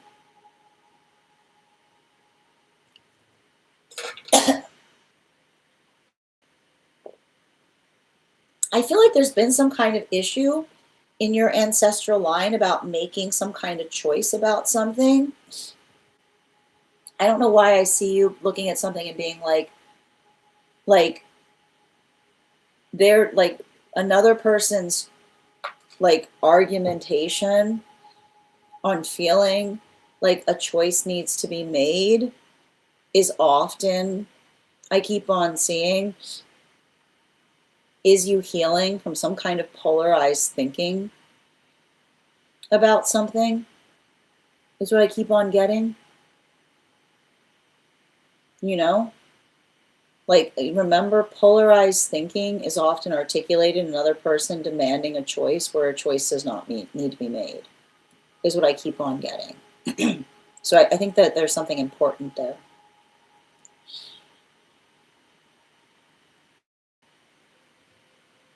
Hi there, Decatur. I don't think, I mean, I don't think, I think that, I don't think anything's too late. I mean, what do you mean by lateness? You know, we talk a lot about here about never being late to our own journeys. Yeah.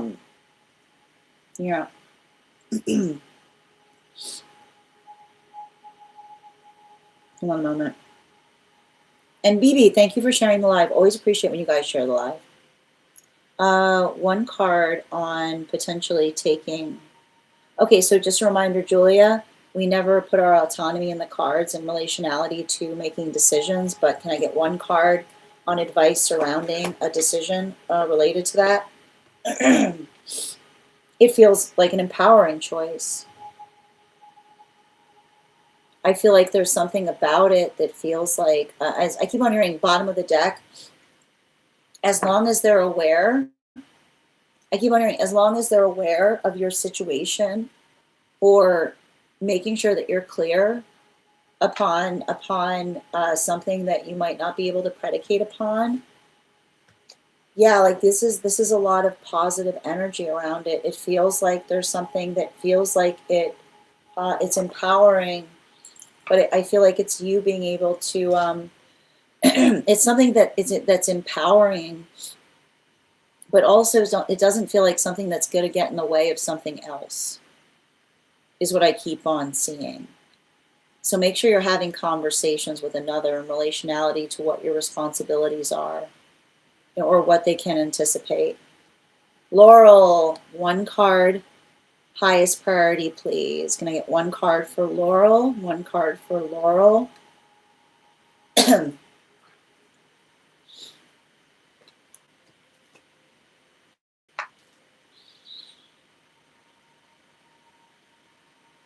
I feel like I see you expanding upon something.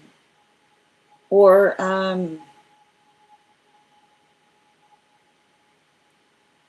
I feel like this is you investing in yourself in a way that you haven't before. Bottom of the deck. Yeah, particularly with the Hermit card. I feel like this is also you kind of like separating yourself or moving away from energy that doesn't take something that you do seriously. Animal Oracle, please. Yeah, the ram energy. You know, we can't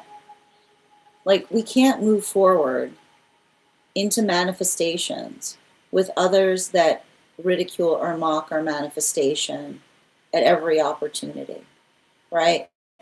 Like that's the hard, sad thing that we often recognize when we're going through a maturation cycle. Often a maturation cycle is painful because it's often the space by which another person like refuses to, like when, if another person is refusing to not take something you do seriously, that's not you being immature, that's them being immature. Because when we care about, we don't need to understand the things that we do in order to respect them, right? Like I don't know aerospace dynamic. Like it's the same thing. Like you don't need to understand something to have energetic reverence for it. And that is the energy that we bring into healthy relationship, which is, I just keep on seeing, you need to write down the words healthy respect, which doesn't mean that someone has to be lockstep in terms of believing what you believe, but they have to be. They can't go anywhere with you unless they hold it with the same amount of healthy respect that you would hold something that they believed, is what I keep on seeing. Miranda, 1 card general pull. Yep, it came from bottom of the deck, Miranda. Hermit card in its reversal. Who's this that wants to talk to you all of a sudden? What is this? Somebody like didn't want to have anything to say to you, and now they can't wait to now they can't wait. Bottom of the deck, make it make sense, right? A boundary issue, right? Here's the thing with a boundary issue. A boundary issue is not articulated in the space by which another person either avoids us or wants to see us all the time.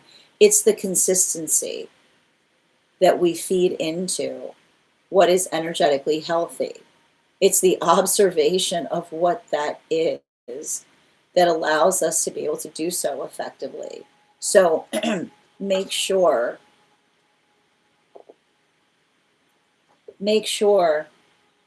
that another person is, I keep on hearing, it's not about whether they don't want to see you or suddenly they need to see you immediately.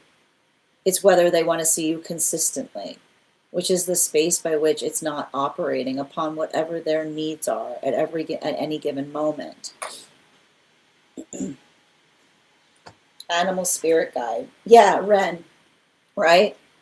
Because when you're moving towards Ren energy, it's often built into the context of understanding that when we're doing something, we do it in such a way that we amplify or articulate upon the consistency by which we find each other. We don't, and I keep on seeing, if someone's trying to come towards you, especially if you haven't talked to them in a while, that's a bookmark. That's not a chalkboard erase moment. And I keep on getting to, another person's distress does not erase a conversation, which means if something is happening and another person hasn't spoken to you, don't let them saying, "Oh, I can't believe you're still thinking about that when I like into my time of need." Don't let their need, right? It doesn't make any sense for someone not to be in communication to you and then only reach out. It's very convenient, right? When someone does not speak to us and then they only come to us in their hour of need, because it erases the conversation or the apology they know they need to have with us. So make sure that is also the sound of someone who's potentially amplifying, right? Like a boundary issue. Your feelings are not erased by another person's catastrophe. Grims, these are 1-card readings for superfans, so I'm happy to draw a card for you. If you'd like to become a superfan, you just hit the button at the bottom of the screen, that orange arrow, and your superfan status will entitle you to a free 1 card each day. How you doing today, Kiki? I got you, Ava. 1 card on Divine Counterpart, please. I feel like I see somebody that's finishing up some kind of obligation. Bottom of the deck. Yeah. Like I feel like there's something, like I see somebody who feels like they're seeing a light at the end of the tunnel in relationality to something that they said that they would help with, that's starting to feel like it's moving in the direction that it's not going to require as much of their as much as their day-to-day is what I'm getting. Animal spirit guide. Yeah, especially with the cat. I keep on seeing a situation by which somebody needed them at a point of crisis.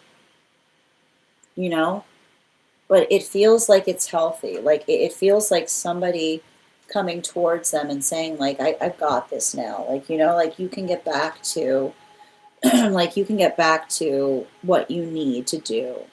Right? It's like it feels to me like it's like someone someone who cares about them, that would only needed their help at the moment, but at the same time, they're like, and this is why I can tell it's healthy, because I see someone saying like, you can go back to the things that you need to do now. Like it's like, I almost feel like somebody's trying to help another person know that it's okay for them to do that.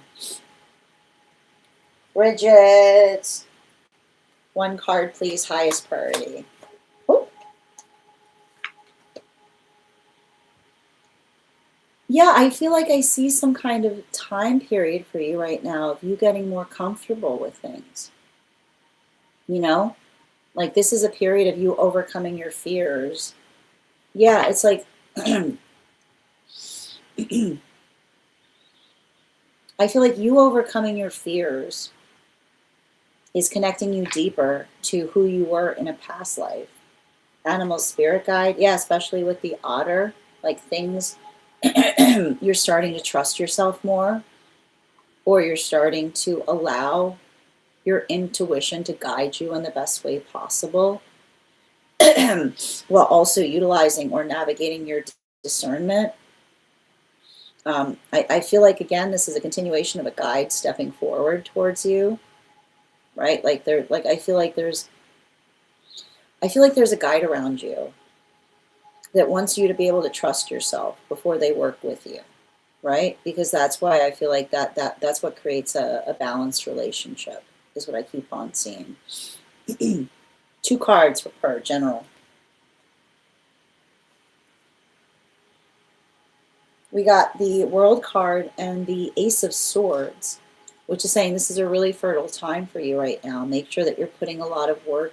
Make sure that you're working to refine or finish something, is what I keep on seeing. It's also really good, like especially with the 10 of Cups. None of that catastrophizing mindset. You know? I feel like there's something really important. Nothing is behind you. Everything is before you, is what I keep on hearing. Especially as it has to do with relationships. The best relationship is ahead of you yet. Right? Like everything is going to pale in comparison. You're so welcome, Angeli. Sonia, 1 card, highest priority, please. Make sure you're being vulnerable about something, but also understand that like vulnerability is earned. Bottom of the deck. Yeah, this card does not want to leave the bottom of the deck right now. Vulnerability is earned, not demanded. And if another person is demanding vulnerability from you too quickly, like, yeah, let that be the closure, right? Too fast, like too fast vulnerability is someone who tries to say like someone who tries to be demanding upon you being more vulnerable. You can't demand vulnerability from each other. We build trust. But those who are not inclined to build trust will try to demand vulnerability by being very reactive. Like don't let anyone do any of those like invisible ice cream moments, being like, I was going to offer you this, but because you aren't vulnerable, I'm taking that imaginary thing away from you. Let that be your closure. If somebody's doing that was never true. They're just trying to get vulnerability out of you. Claire, 1 card on why the frequent 1-ring phone calls. Feels like somebody trying to see where you are, or if you'll pick up if it's not them calling. Yeah. It feels like the same person using different numbers to see if it has a different impact. Animal spirit guide. Yeah. Is it me? Am I the problem? Is it me? Am I the problem? Right? It's like, it's you know. You're welcome, dear. I know you saw those cards, Laurel. Geez. You're so welcome, Laurel. You're so welcome, Ivana. Have a good day, dear. Minnie, what is the current energy regarding I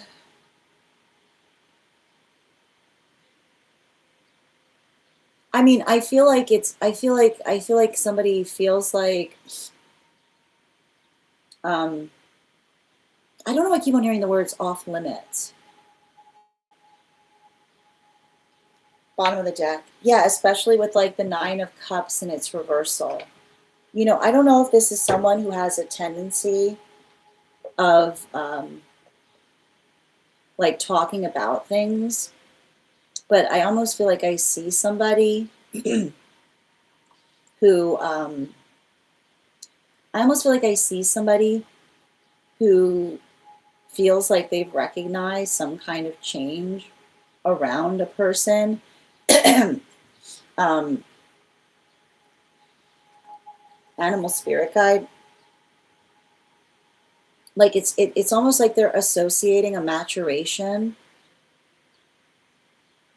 or there's some kind of maturation process occurring in terms of them coming into connection with you, which is them kind of being more like stoic or tight-lipped about things. But like I almost feel like it doesn't feel like it's negative. It feels like it's somebody who's just noticed it, if that makes sense. Thank you for those gifts, Mosaica and Adam. That makes sense. Thank you, Bridget. You're welcome, Bridget. Hannah, one call on the difficult card, 2 cards bottom of the deck stuck to the table. Came across. Yeah, man, it feels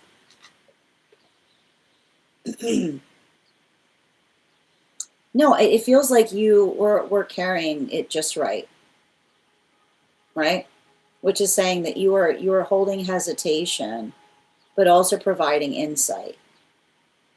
So I feel like this is like I know like literally like this is like I know it sounds weird, but these cards are actually very healthy as it relates to talking about something sensitive, which is being like hesitant, but also very eager to understand. So this is like, right, like this is somebody who feels very impressed by like your own astuteness or your own intellect and relationality to a situation.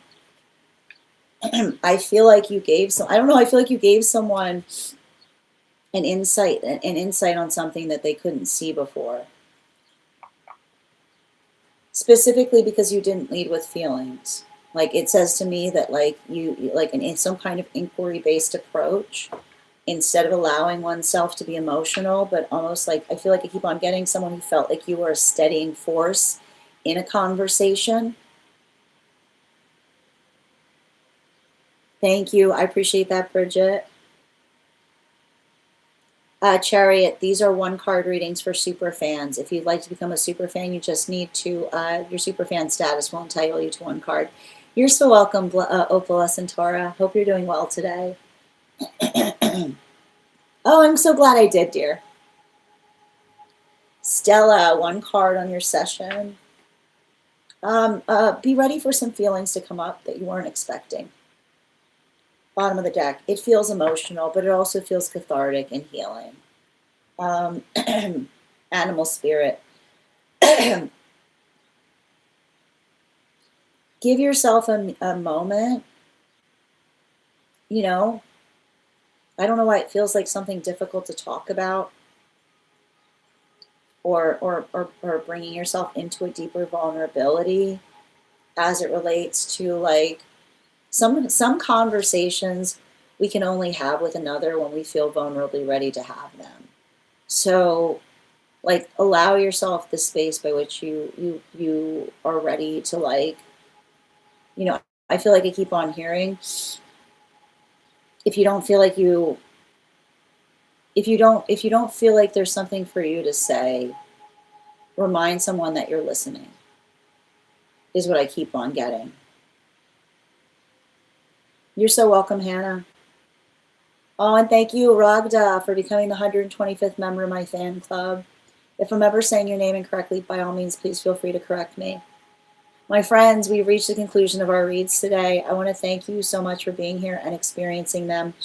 If you missed the daily, Chrissy, 1 card on connection.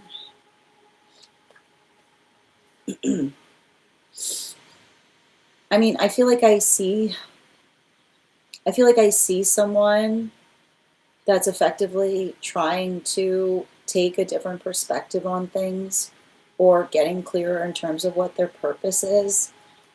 Bottom of the deck. Yeah, the Queen of Swords. Like, the hard part about it is, like, when we get clear, like, often the space by which we get clear on our perspective is when we start having empathy on how we must appear to others. And so I feel like I see something where someone is thinking less about themselves and more how they might appear or how they might be coming across to someone. Animal spirit, yeah, especially with the fox. Like, I feel like that might have to do with someone recognizing or understanding their own inconsistencies. Yeah. Hi there, Kubar. You're so welcome, dear. You're so welcome. Mia, you're so welcome. Charlotte, these are one card readings for superfans. So if you'd like to become a superfan, all you need to do is hit that superfan status and that'll entitle you to a one card. All right, my friends, we've reached the conclusion of our reads today. I want to thank you guys so much for being here and experiencing it. Just a reminder, if you missed the Daily Collective, you can head over to the place where we keep the videos and photos, and you'll find it there. It's also available as a podcast right now. I will be back on tomorrow at our standard time, 10:15 a.m. PST, 11:15 a.m. Eastern. If you would like to be notified as to when I've gone live, I've put the bell. You go over to my profile, there's a bell there. Activating that bell will turn on notifications. You can also register directly for the event tomorrow. If you get on the list today, you'll have priority tomorrow, which means you'll be read for before we start the Daily Collective. I want to thank you guys so much for being here today and sharing in these messages. Huge thank you to my followers, old and new. Thank you for being here and receiving these messages. Huge thank you to my subscribers. Your ongoing support means the absolute world to me. And the biggest thank you to my mods. I hope you guys have an absolutely beautiful day. Please take care of yourselves. Please take care of one another. And we'll do this again tomorrow. Have a great day, everyone.